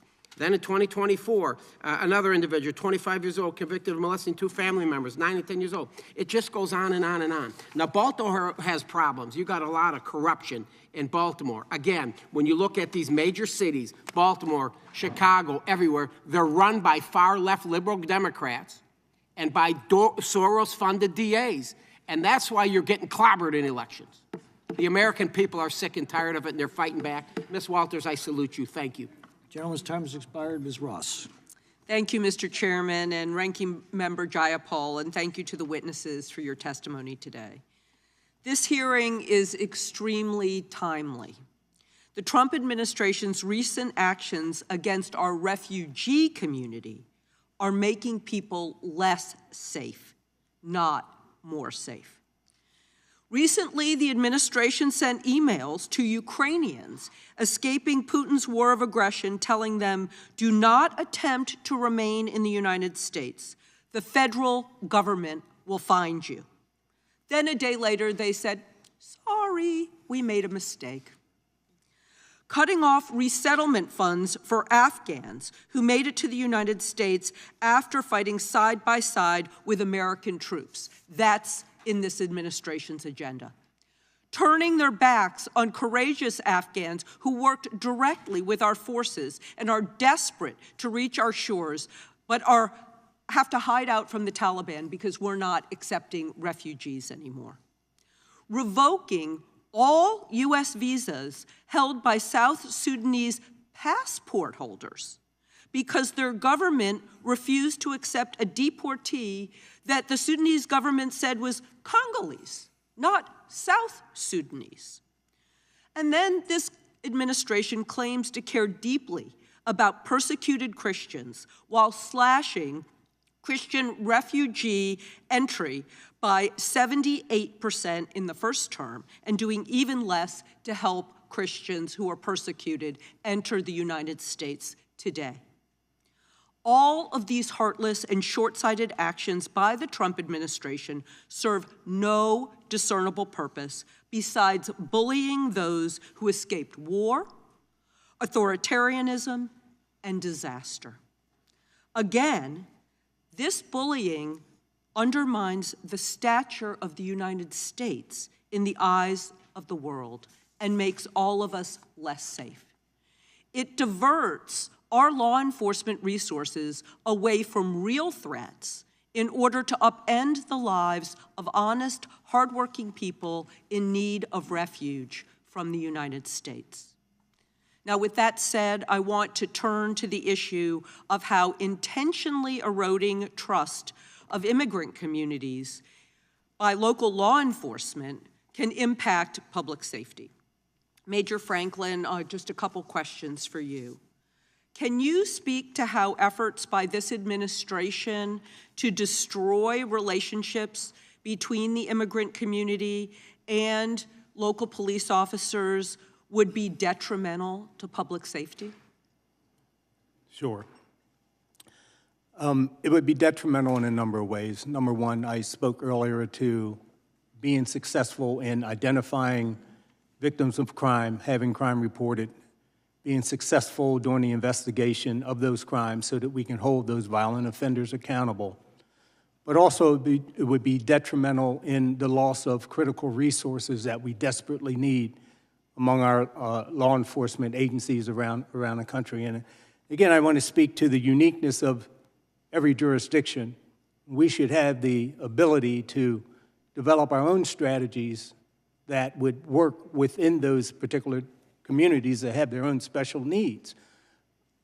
A loss of critical resources would devastate us in the law enforcement community in a number of ways. So I took an oath, not just to the Constitution, but to the people that I serve, to protect everyone who's in my community, no matter what their status is. And in order for me to do that, and my comrades to do that, you've got to have trust.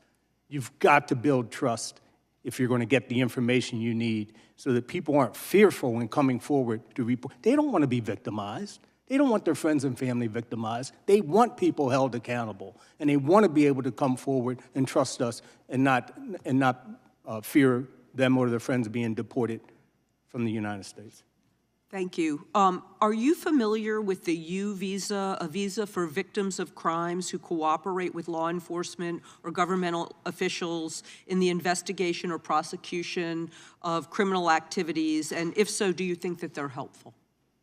Yes, I am familiar with it, and they are helpful. Of course, the police officer has to take the initiative in filling out the paperwork when we're dealing with the victim to make sure that they're able to stay in the community and in the country. Thank you very much, and I yield back. Mr. Van Drew. Thank you, Chairman. Let's cut through all the noise, all the blur, all the politics, all the nonsense.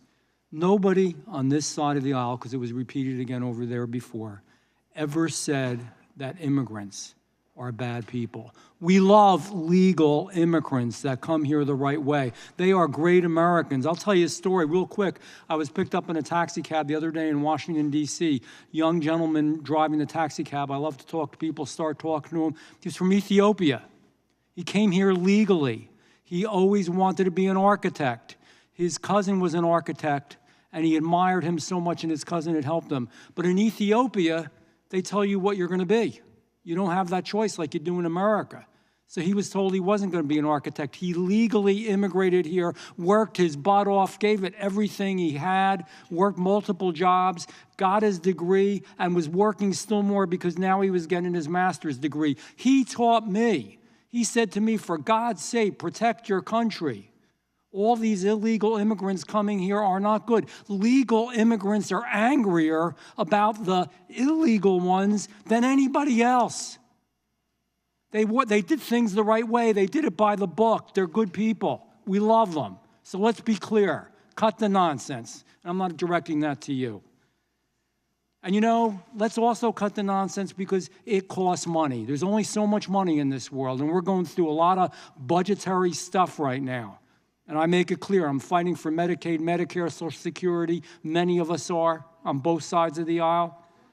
But when you're spending money on this stuff, it's less money for our children. It's less money for our seniors. It's less money for our veterans. It's less money for our disabled, because we don't have an endless amount. So when you're spending tax dollars on that, our American people in our cities and in our rural areas and everywhere in between are getting hurt. Let's cut through the nonsense. We're taking things away from them, and it's wrong.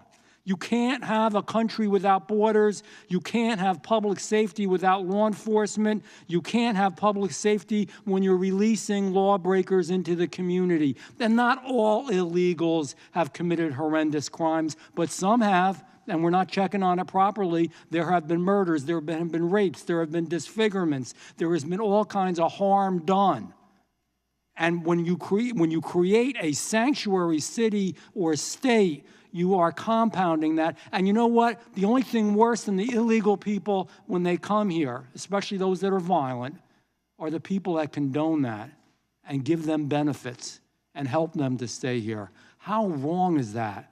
They're hurting everybody else who voted for them. I'll give you one example. My home state, the state of New Jersey. Nationwide ICE is currently detaining nearly 48,000 illegals. It's exceeding its funding capacity, which, as you all know, is 41,500 beds. So, in the Northeast, particularly in New Jersey, we face a severe shortage of beds. So what did ICE do? They took action. In New Jersey, they plan to open a 1,000-bed facility in Newark, in Delaney Hall, to relieve the pressure. And guess what? Newark's mayor fought it. He sided with the people who were illegal, the people who are breaking the law. He doesn't want to help in law enforcement. And by that, then you're breaking the law as an elected official. The elected official is a lawbreaker, and it's wrong.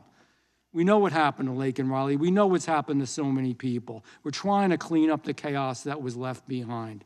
Bottom line, I have a couple questions here. So I want to, Sheriff Wagner, you face legal threats for doing what you're doing. Could you tell us a little bit about that real quickly? Yeah, right now we're being faced with a lawsuit from the Attorney General of Washington State on, in my view, some... They're suing you for trying to uphold the law. What a crazy world we live in. I'm sorry, I didn't mean to interrupt you, but how awful that is. That's okay. No, because it pisses me off. Yeah, I get it. It pisses me off. But the reality is that it's some of the circumstances that have been it's very political. It's politically driven, and it's unfortunate that we're in that position because we, like I said before, we've had a jail that's been closed for 3 years. I'm not housing people. I use outside entities to do that. I don't have the resources and manpower to go out and round people up out in the fields. Not only that, the other mentioned person that was here earlier, look, we're a small community, and I do have the trust of my community. I have a 2/3 Hispanic population in my workforce at the sheriff's office. I have guys that less than 5 years ago, 6 years ago, maybe 10 years ago, that were illegal, got their citizenship, and they work for me. So I understand the process, and I understand how these people are affected. The whole fear-mongering is coming from both sides, quite frankly, but it does come, and it tries to hit our community because we are a Hispanic population of 34%. And there's the truth. That's the truth. And we unfortunately are dealing with a nationwide problem where the border is the southern border, not the northern yet. And my community is affected because guess what? We fit the mold that needs to be in politics apparently right now. Thank you for what you do. I yield back. Thank you. Mr. Chairman, I have a UC request. This one is from Newsweek. Donald Trump pardon recipients are being charged with new crimes since their pardons. And this is NPR, January 30th, 2025. January 6 rioters pardoned by Trump had criminal records. Without objection. Thank you. Mr. Garcia. Thank you, Chairman McClintock. Another day and another hearing to distract the country from the dumpster fire of the Trump administration instead of talking about how Trump and Musk are destroying our economy, busting unions, gutting Social Security and Medicaid, stealing people's private information and trampling on civil liberties. Republicans are here to, surprise, surprise, scapegoat immigrants once again. The Republican playbook on immigration is dishonest and cruel. Republicans have lifted up some tragedies that involved immigrants committing a few crimes. This is the exception, not the rule. I live in an immigrant neighborhood in Chicago. I know what it's like. But the antidote to dishonesty is truth, and that's what I'm going to talk about. The truth here is that there's significant evidence that welcoming jurisdictions have lower crime rates, lower poverty rates, lower reliance on public assistance, and lower unemployment rates. This is from a stakeholder, someone who lives day in, day out. Do I want to live in a dangerous neighborhood? I have a wife, I have children, I have grandchildren. But welcoming jurisdictions have had to do this for good reason. And the truth is that the courts around the country have repeatedly upheld welcoming policies like the ones in Chicago, Cook County, and Illinois. They've also held that forcing states and localities to participate in immigration enforcement violates the Constitution. The truth is that welcoming policies increase trust between community and law enforcement. That's why forcing states and localities to be an instrument of ICE is opposed, not only by local law enforcement leaders, including Chicago, but also by many crime victims groups like the National Task Force to End Sexual and Domestic Violence. But despite all of this, Republicans are championing a bill that would cut billions of federal funding for essential programs like public safety, education, and transportation if states and localities do not sign up to enforce Stephen Miller and Tom Homan's reckless, racist, and illegal immigration agenda. Major Franklin, thank you for being here. Let me ask you, would cutting funding for these essential programs help or harm public safety in your opinion? Cutting the funding for those programs would definitely harm. It's no doubt about it. And the services are extensive, and that's one of the things that the Law Enforcement Action Partnership helps communities do, cities and towns, is to manage their limited resources and find other ways of dealing with community issues and problems other than law enforcement. Thank you. And in your experience, how do welcoming policies affect domestic violence survivors and other crime victims? So outside of my law enforcement experience, when I was with the Baltimore Police Department, I was also the president of an organization called Turnaround Incorporated. That was an advocacy organization for victims of domestic violence and child sexual assault and so on. And working with that organization for 4 years opened my eyes quite a bit as to the importance of have welcoming policies for the immigrant community as it relates to domestic violence and ensuring that they get the services they need, especially since it is very difficult for them to come forward when they are victims or their family members are victims. So you've got to have that trust built between those communities and the police. Thank you, sir. It's quite clear to me that Republicans are not interested in public safety or crime victims. Tragically, if Republicans cared about public safety, they'd talk about the obedience to the NRA and red states having the highest rates of gun deaths and homicides. If Republicans cared about public safety, they'd support investments in evidence-based public health approaches that are proven to reduce violence. If Republicans cared for public safety, they wouldn't be criminalizing immigrants, kidnapping people, or disappearing them to El Salvador. And if Republicans cared about public safety, they would never have supported Donald Trump, a man whose greed and cruel actions makes us all less safe. I'm proud to have helped shape Chicago's first welcoming measure in 1985 in the face of lies and cruelty. Mr. Chairman, before I yield back, I do request unanimous consent. Without objection, the chair would remind members that the kind of personal attacks directed at the president are not permitted on the House floor, and they will not be permitted in this committee. Mr. Moore. Can I submit, Mr. Chairman? Yes, I said without. Thank you. I would like to submit for the record a study. Immigrants do not commit more crimes in the U.S. despite fear-mongering. Another article. Immigrants are less likely to commit crimes than U.S.-born Americans, studies find. And a third article, study finds that no crime increase in cities that adopted sanctuary policies despite Trump claims. Thank you. Be very interested in reading those. Mr. Moore. Thank you, Mr. Chairman. Thanks to the Biden-Harris administration, border crisis, illegal aliens flooded sanctuary cities, overwhelmed their infrastructure, and maxed out their budgets. According to the New York City Mayor Eric Adams, by the end of the fiscal year 2025, the city had spent more than $12 billion on illegal aliens for their city. A study also shows that for Denver, one study estimated that city had spent $356 million on illegal aliens. And Ms. Walters, according to the report, the mayor of Chicago spent $638 million in vendor contracts for illegal aliens since 2023. Ms. Walters, have you seen your taxpayers' dollars being used to benefit illegal aliens instead of the American citizens? Yes, and actually, after he spent all that money, he then came back and tried to propose a $300 million property tax on the American citizens.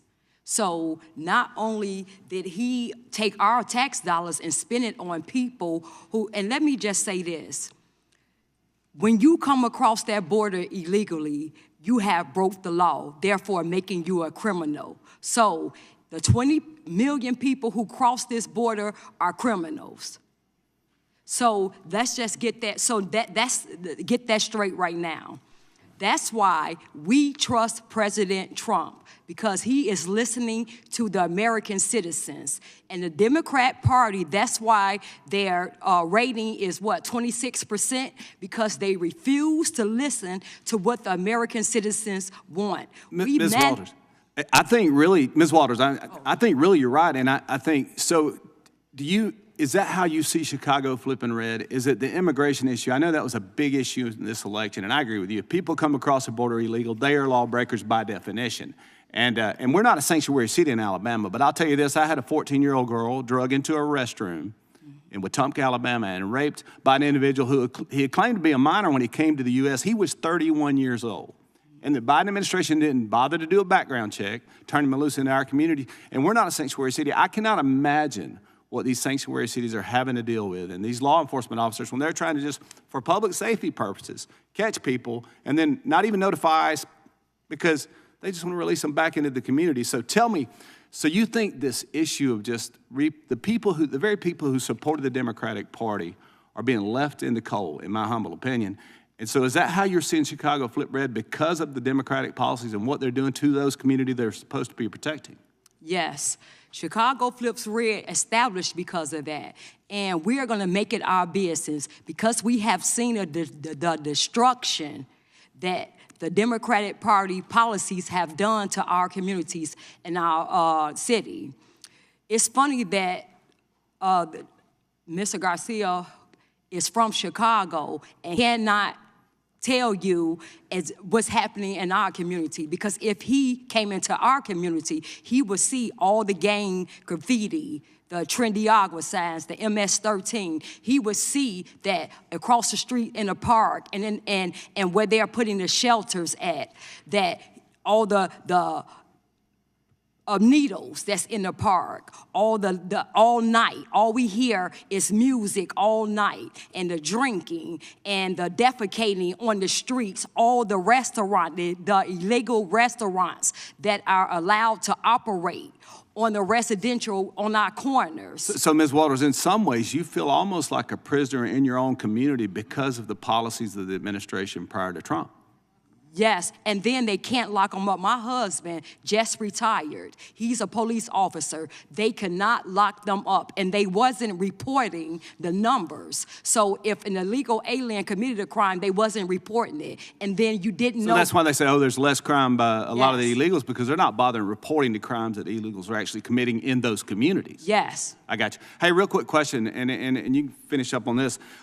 Democrats really, they attack Republicans often. They call us racist because of our opposition to sanctuary jurisdictions. What is your response to that when they say, we're here trying to make communities safe and they're calling us racist? What is your response to that sort of rhetoric? Well, I say, call me a racist.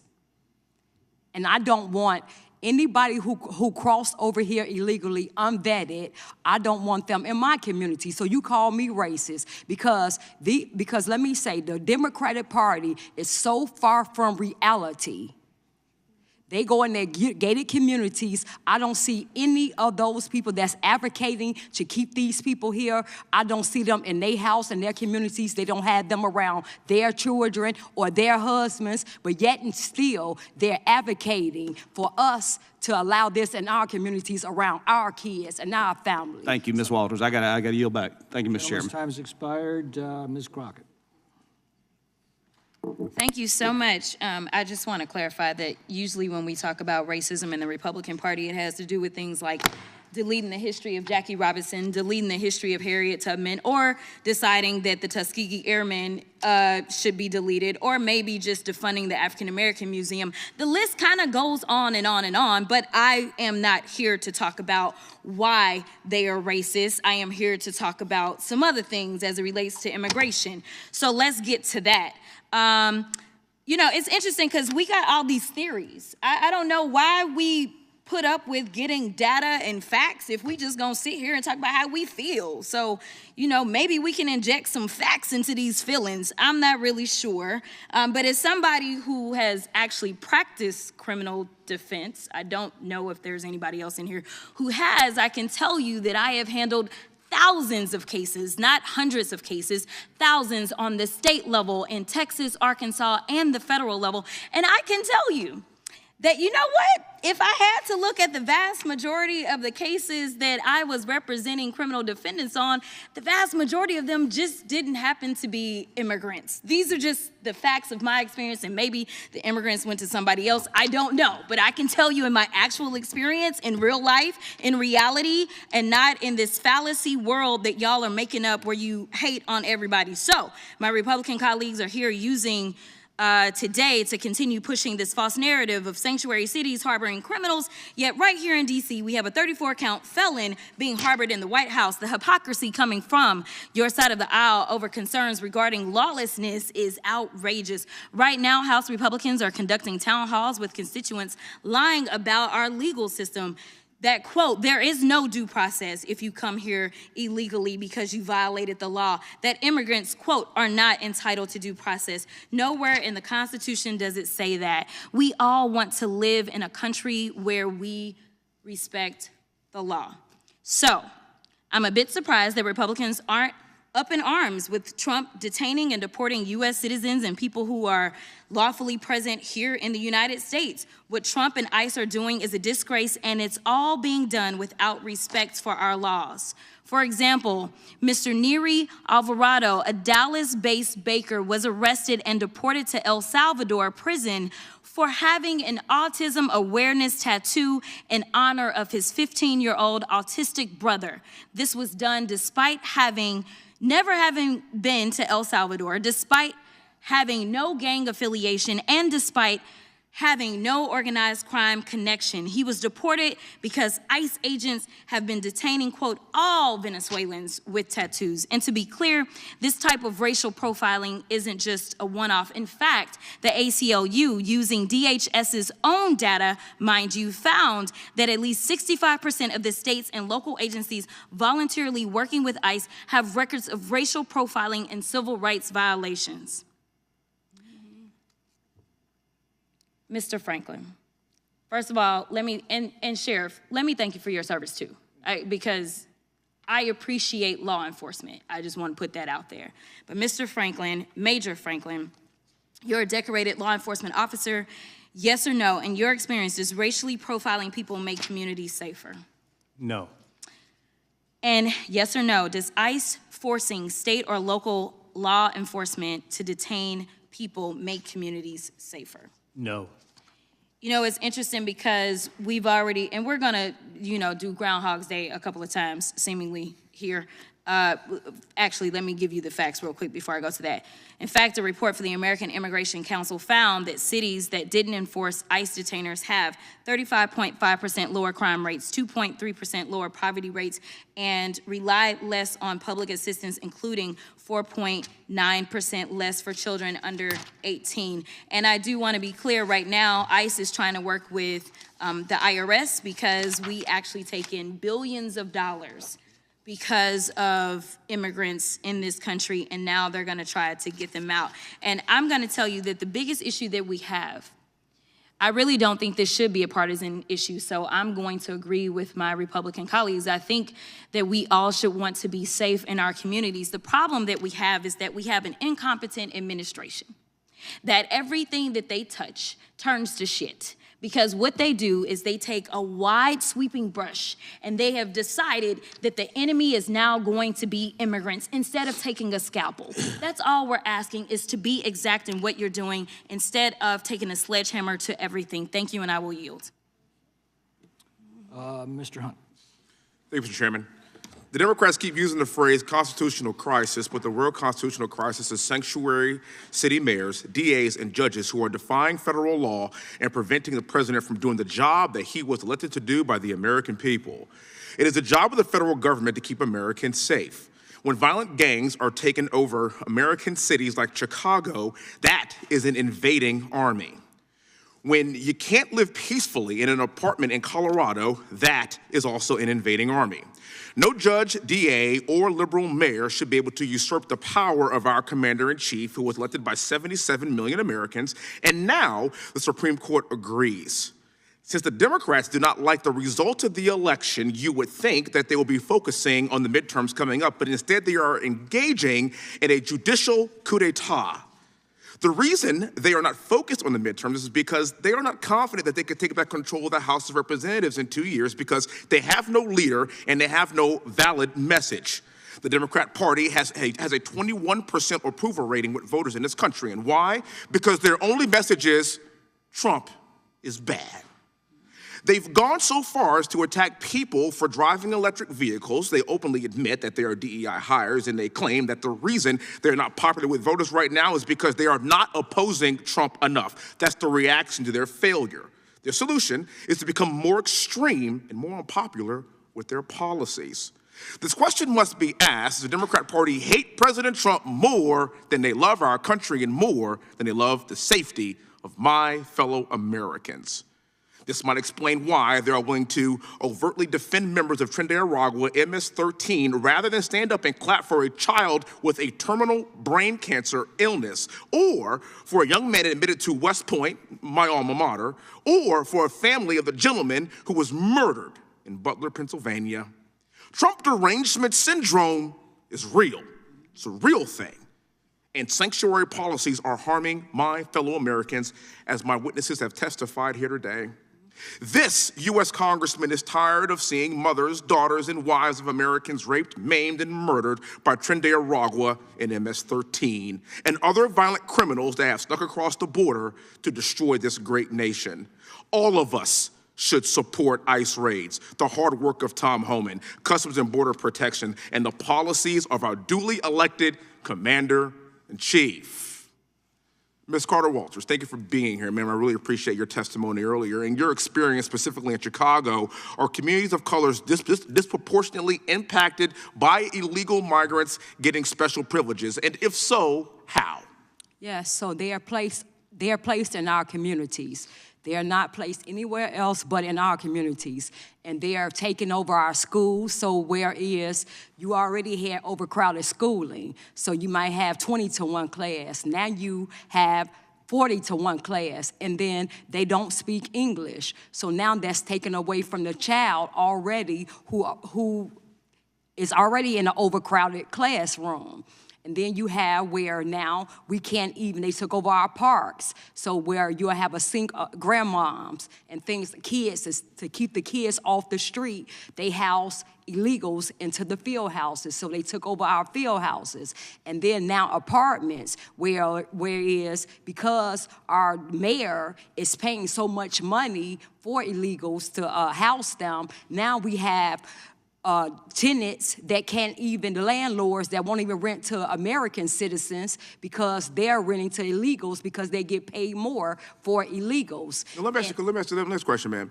You've been black for a pretty long time, right? Yes. So me too. I mean, I've been black for my entire life, so just want to acknowledge that. So by basically what you're saying, do you view yourself as a different American, or do you just care about the safety of our community? Are you a racist for feeling this way? No. Thank you very much. And Sheriff Wagner, thank you so much for your service. I really appreciate all you've done for this great country. You've been a hostage negotiator, detective, a patrol sergeant, and sheriff. Your accolades are unbelievable. My question for you is this: what are the Democrats in your state doing to prevent you from doing your job? And do you expect more of this, or are you not allowed to enforce the law? It's come down to I'm not allowed to or else. And that's really what we're faced with. We have an attorney general that is going by his marching orders, whatever you want to call it, and coming after our little agency to serve as a message to the rest of the state of Washington. And if you look behind me, that's why these sheriffs are here today. They all feel the heat. They feel the situation is bearing down on us. We're only 39 sheriffs in our state, and our state needs sheriffs, believe it or not. But they keep trying the attack constantly. Thank you. And as somebody that has worn the uniform, I understand the importance of leadership, and it starts at the top. Thank you so much for what you've done for our great nation. Has expired. I have a unanimous consent request. I yield back the remainder of my time. Thank you, Mr. Chairman. There was no time remaining. I have a unanimous consent request. Go ahead. To enter into the record an article about it's entitled, U.S. Citizen Sues Department of Homeland Security Following 3.5 years in Immigration Detention. Without objection. I have another article entitled, Marine Veteran Was Among U.S. Citizens Detained by ICE, ACLU says. Without objection. Thank you, Mr. Chairman. I yield back. Mr. Chairman, I've got one more UC request. This will be interesting to members. Just breaking news, Trump appointed federal judge, blocks all deportations from Southern District of Texas under Trump's Alien Enemies Act proclamation. You know, it was moved from D.C. to Texas. Without objection. And Mr. Chair, I have a UC request as well. This is actually laying out, this is setting the record straight on local involvement in federal civil immigration enforcement, the facts and the law. It lays out multiple settlements because of violations of people's constitutional rights. Without objection. Thank you. Mr. Cohen. Thank you, Mr. Chair. We're fiddling while Rome burns. Our country is in danger of losing the democracy that we valued for so many years. And we look forward to the 250th anniversary of our Constitution and our nation, when the Constitution that James Madison drafted is being torn apart by this administration. Powers that are given to the legislature, powers of the purse in Article 1 to Congress, are being surrendered to the executive. The ability to just eliminate offices that have been funded by Congress have been given to the executive. There are checks and balances in our Constitution, precious checks and balances that make us different from countries like authoritarian countries, where the ruler is like the king and does whatever he or she wants. And we're destroying those checks and balances. Congress is supposed to check the executive, and we're not doing it. They're taking our powers.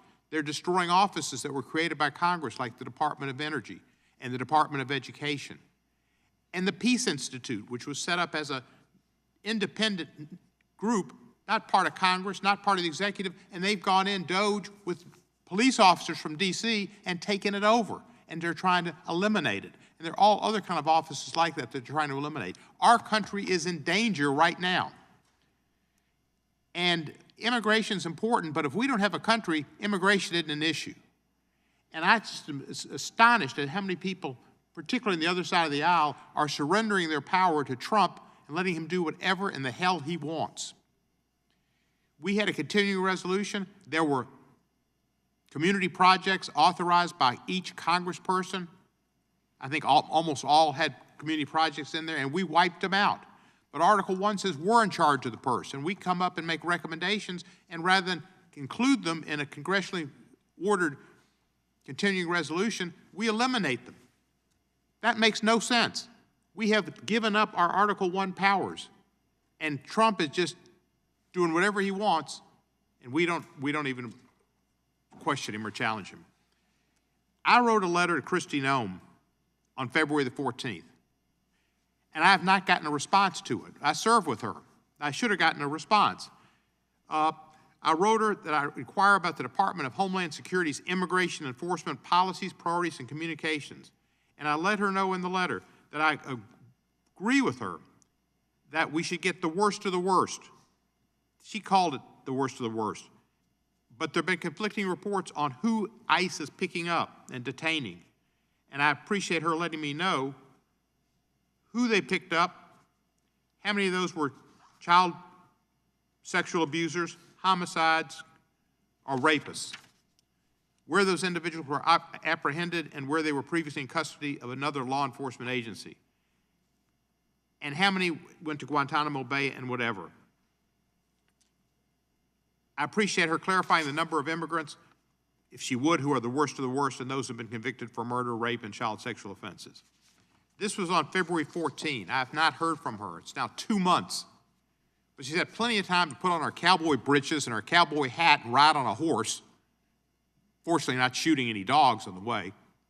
She's had time to pose in front of people in prison in El Salvador, dressed as she does with her Rolex watch and looking whatever and talking, using them as a prop.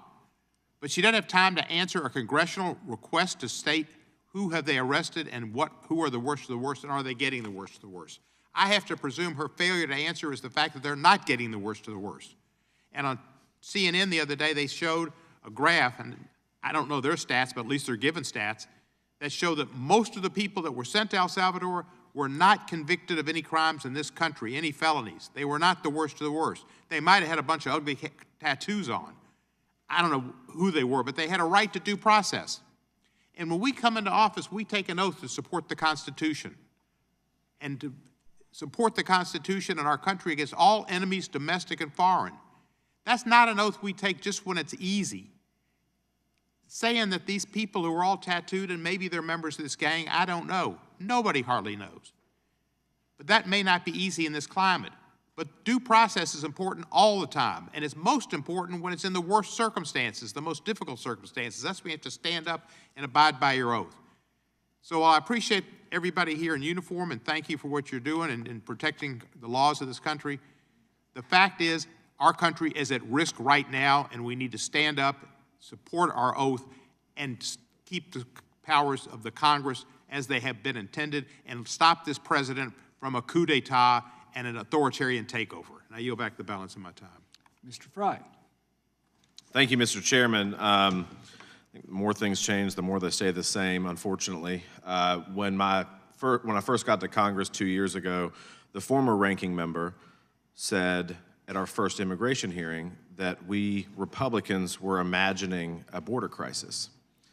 So, Ms. Carter-Walters, are you imagining a border crisis? How would you respond to that?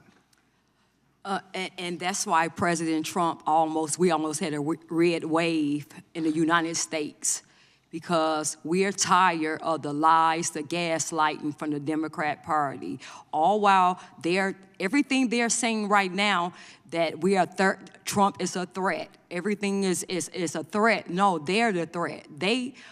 The Biden-Harris administration allowed 20 million people to cross that border unvetted and illegally. So no, we are not imagining anything. When I go outside my house and I look from side to side and across the street and I see what I see, and see the gangs and see everybody that's not, well, let me say this, people who I know that's not from my community and people who I know that's not from here. When I see that invasion in my community, then I'm not imagining anything. No, I'm looking at that with my own eyes. Thank you for sharing that. Sheriff, real quick to you, in your law enforcement experience, it's pretty customary to work with your state and federal law enforcement officials on any number of issues. Is that a fair characterization? Yeah, actually, we've done that for years, yes. Right, so in any given scenario, you back them up, they might provide you with resources. There is an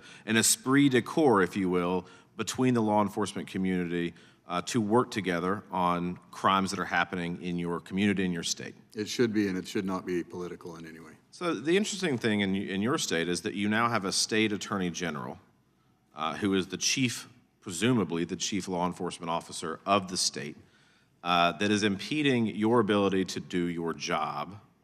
Have you ever seen something like that before? Not necessarily on immigration or sanctuary policies, but have you ever seen a state official like that impede local law enforcement to the degree you have right now with these sanctuary policies? Not in the years that I've been in law enforcement until probably the last 10 years. Things in Washington State have changed. Mr. Hallman, are you familiar with 8 U.S.C. 1373? Yep. What is it, just to paraphrase, what does it say? Well, I mean, it's a critical statute when it comes to immigration enforcement, and something that Democrats obviously ignore and disregard like they do every other part of immigration law. So the statute basically says that you cannot restrict communication between state and local entities and federal immigration authorities. Is that correct? That is correct. But that's what's happening here. Though they're not only restricting communications, I mean, let's give another example. Sanctuary jurisdictions are beyond simply complying with detainer requests.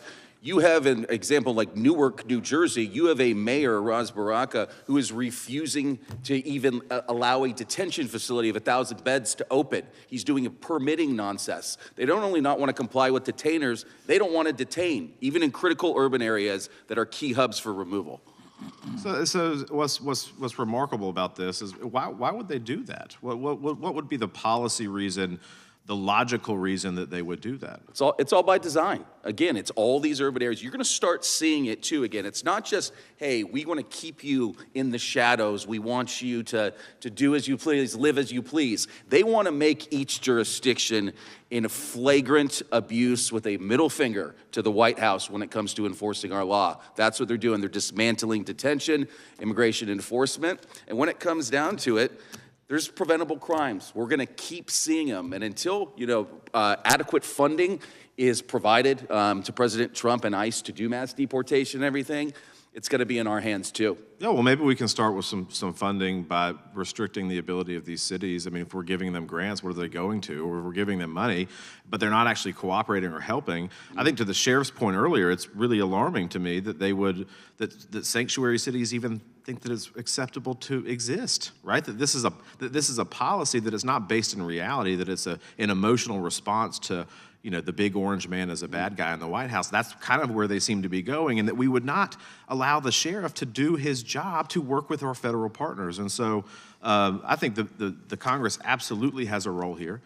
We absolutely should work to shut this practice down because, as Ms. Carter-Walters talked about earlier, she sees it in her community. It is no longer safe. And with that, Mr. Chairman, I yield back. Mr. Knott. Thank you, Mr. Chairman. Major Franklin, just so I'm clear, I haven't been in for the entirety of the question and answers, but I want to ask you, do you believe that illegal immigration is a problem for the country? Oh, it definitely is a problem, yeah. Do you believe that the 10 to 15 million or even 20 million people of the last 4 years is a problem for the country? Yeah, I do. There's no doubt that we have a border problem, and we need policies, because you've heard yes. what we're dealing with at the local level once they get to our cities and towns. That's real. Yes. And then we have to make decisions on how we best manage it for us in our communities, and what we see is public safety. So this really pains me to not be able to see both sides come together and work within the brackets of the Constitution to come up with sound border policies and processes so people can become legal. I mean, it is a huge issue, but what we're dealing with at the local level, and Sheriff Wagner and the other sheriffs here, it's a problem. And you said it, Sheriff, the politics. It's difficult. Well, let me just stop you there. Our side of the aisle is not for illegal immigration. Our side of the aisle is for welcoming millions of people here and then trying to offer them legal status without any process or recognition of the existing legal immigrants we have. And the problem that I have is with sanctuary cities like yours in Baltimore, where I personally had experience with detainers not being honored or respected. So in your experience, what is a federal detainer, and do you support exercising those? Detainers become a problem for us. What is, as you understand it, what is a federal detainer? I've issued them. A detainer is pretty much a notice to local law enforcement that they want a particular person and, give us notice when they're going to be released. Who's already in custody. Who's already in custody. So that means, by extension, they have already committed a crime or been arrested for a crime, correct? Absolutely. And those detainers, when they're not honored, those people are released without federal law enforcement effectuating an arrest, correct? I've never experienced that, no. Well, that's what the detainers, that's what the sanctuary policies are built around. You're not honoring a federal detainer. Because under my command, the notice went out in a timely fashion, and the federal authorities, be it ICE or another federal agency, were then waiting for that person to be released. But by law, we could not hold them with a detainer. A warrant, yes. A detainer, no. So just to cut to the chase, you don't honor the detainer. You have someone in your custody who's illegal. You're notified by federal law enforcement that they are here illegally. The detainer says, please hold. Sanctuary policy does not honor the detainer, correct? Correct. If it's a warrant, we don't. Exactly. So you have people who have been arrested at the local level. There's a federal instruction to hold them, an illegal immigrant criminal, and you prioritize releasing them rather than working with federal law enforcement. And it's your opinion that that serves your local community, correct? They paid their debt. Releasing someone who's here illegally, who has already been arrested. I'm asking the question, sir. It's your testimony that releasing an arrested illegal immigrant criminal effectuates a safety or a safe policy for your community. When they're released by the order of the court on a specific date and time. This is what I call an evasive. This is what I call an evasive answer. That's what we're required to do. Someone has been arrested in your town who's here illegally, and you want them to be released rather than to work with federal law enforcement. And it's your testimony that makes your community safer. We work according to the law. Do you think that being here illegally is consistent with the law? With the federal law or state law? Federal law. No. When they commit a crime, they get arrested by your law enforcement agency. It's a civil process you're talking about. It is not a civil process. They are not brought into your jail by a civil action. Will the gentleman yield? Local I will police not. do not have the authority to enforce that federal law. They have the authority to hold someone when a federal detainer is issued. And that you're skirting the issue. They were in your custody for some other action, correct? Which they've served their time for, yes.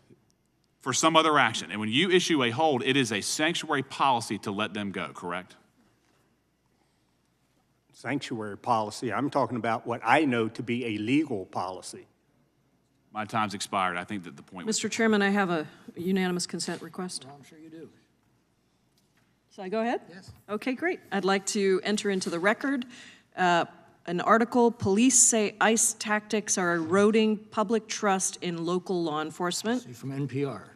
From NPR. I have another unanimous consent request to enter into the record an article entitled Immigrant Sanctuary Policies and Crime Reporting Behavior, a multi-level analysis of reports of crime victimization to law enforcement 1980 to 2004.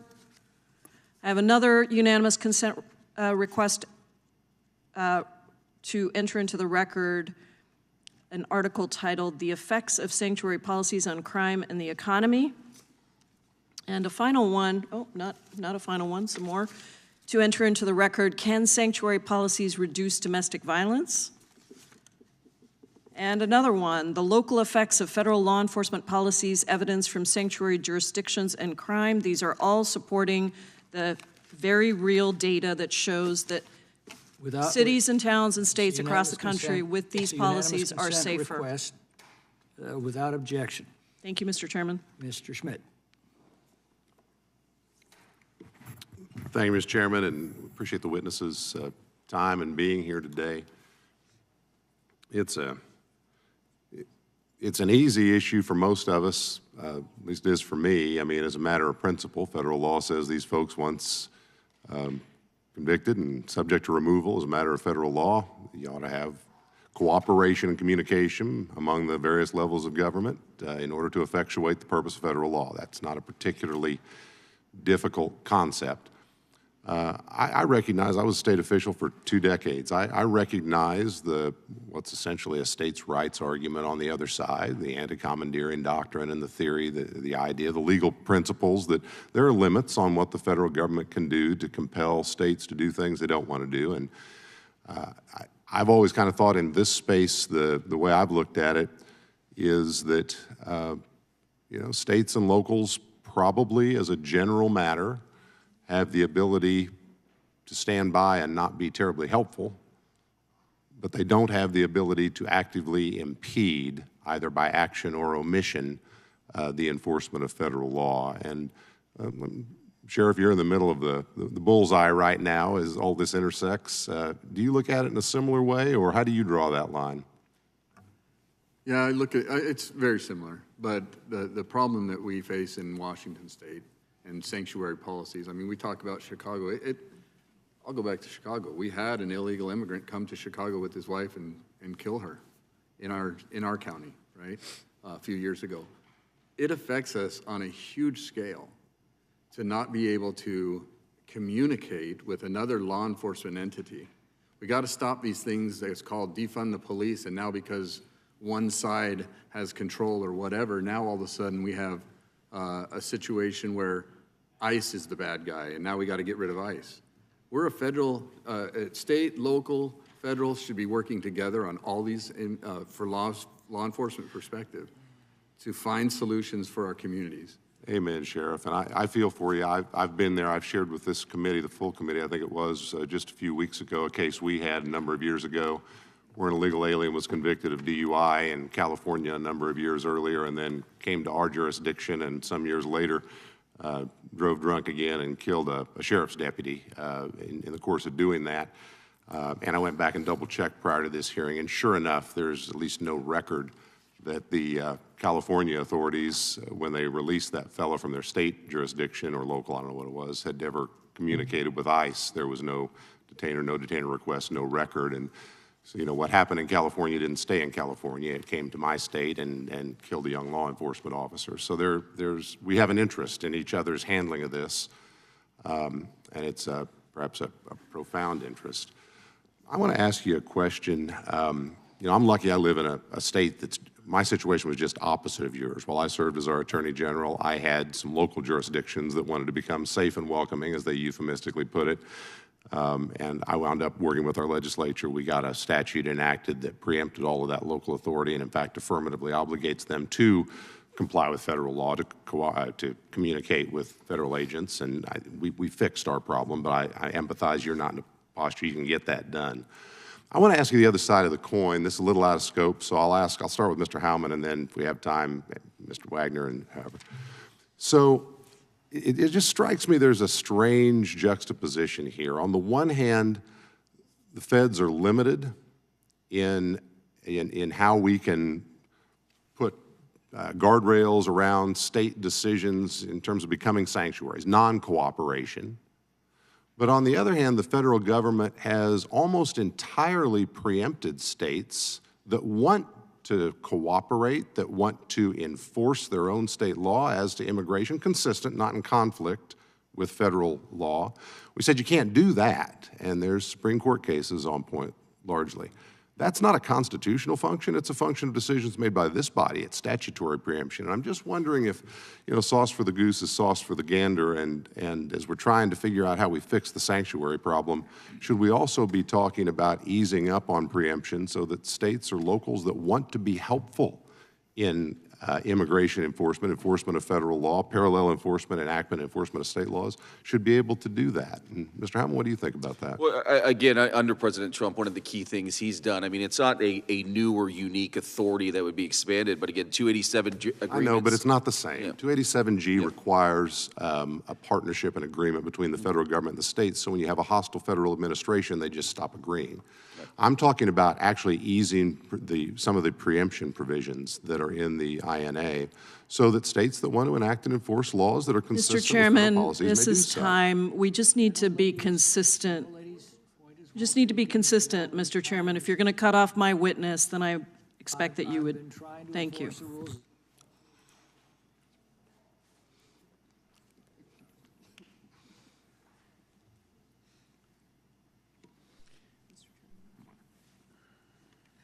Mr. Chairman, I've just got a UC request. All right, go ahead. These are 5 district court opinions which say that it is unconstitutional under the Fourth Amendment to hold someone beyond the term of their sentence on a mere detainer as opposed to a warrant. Without objection. Thank you. Mr. Grossman.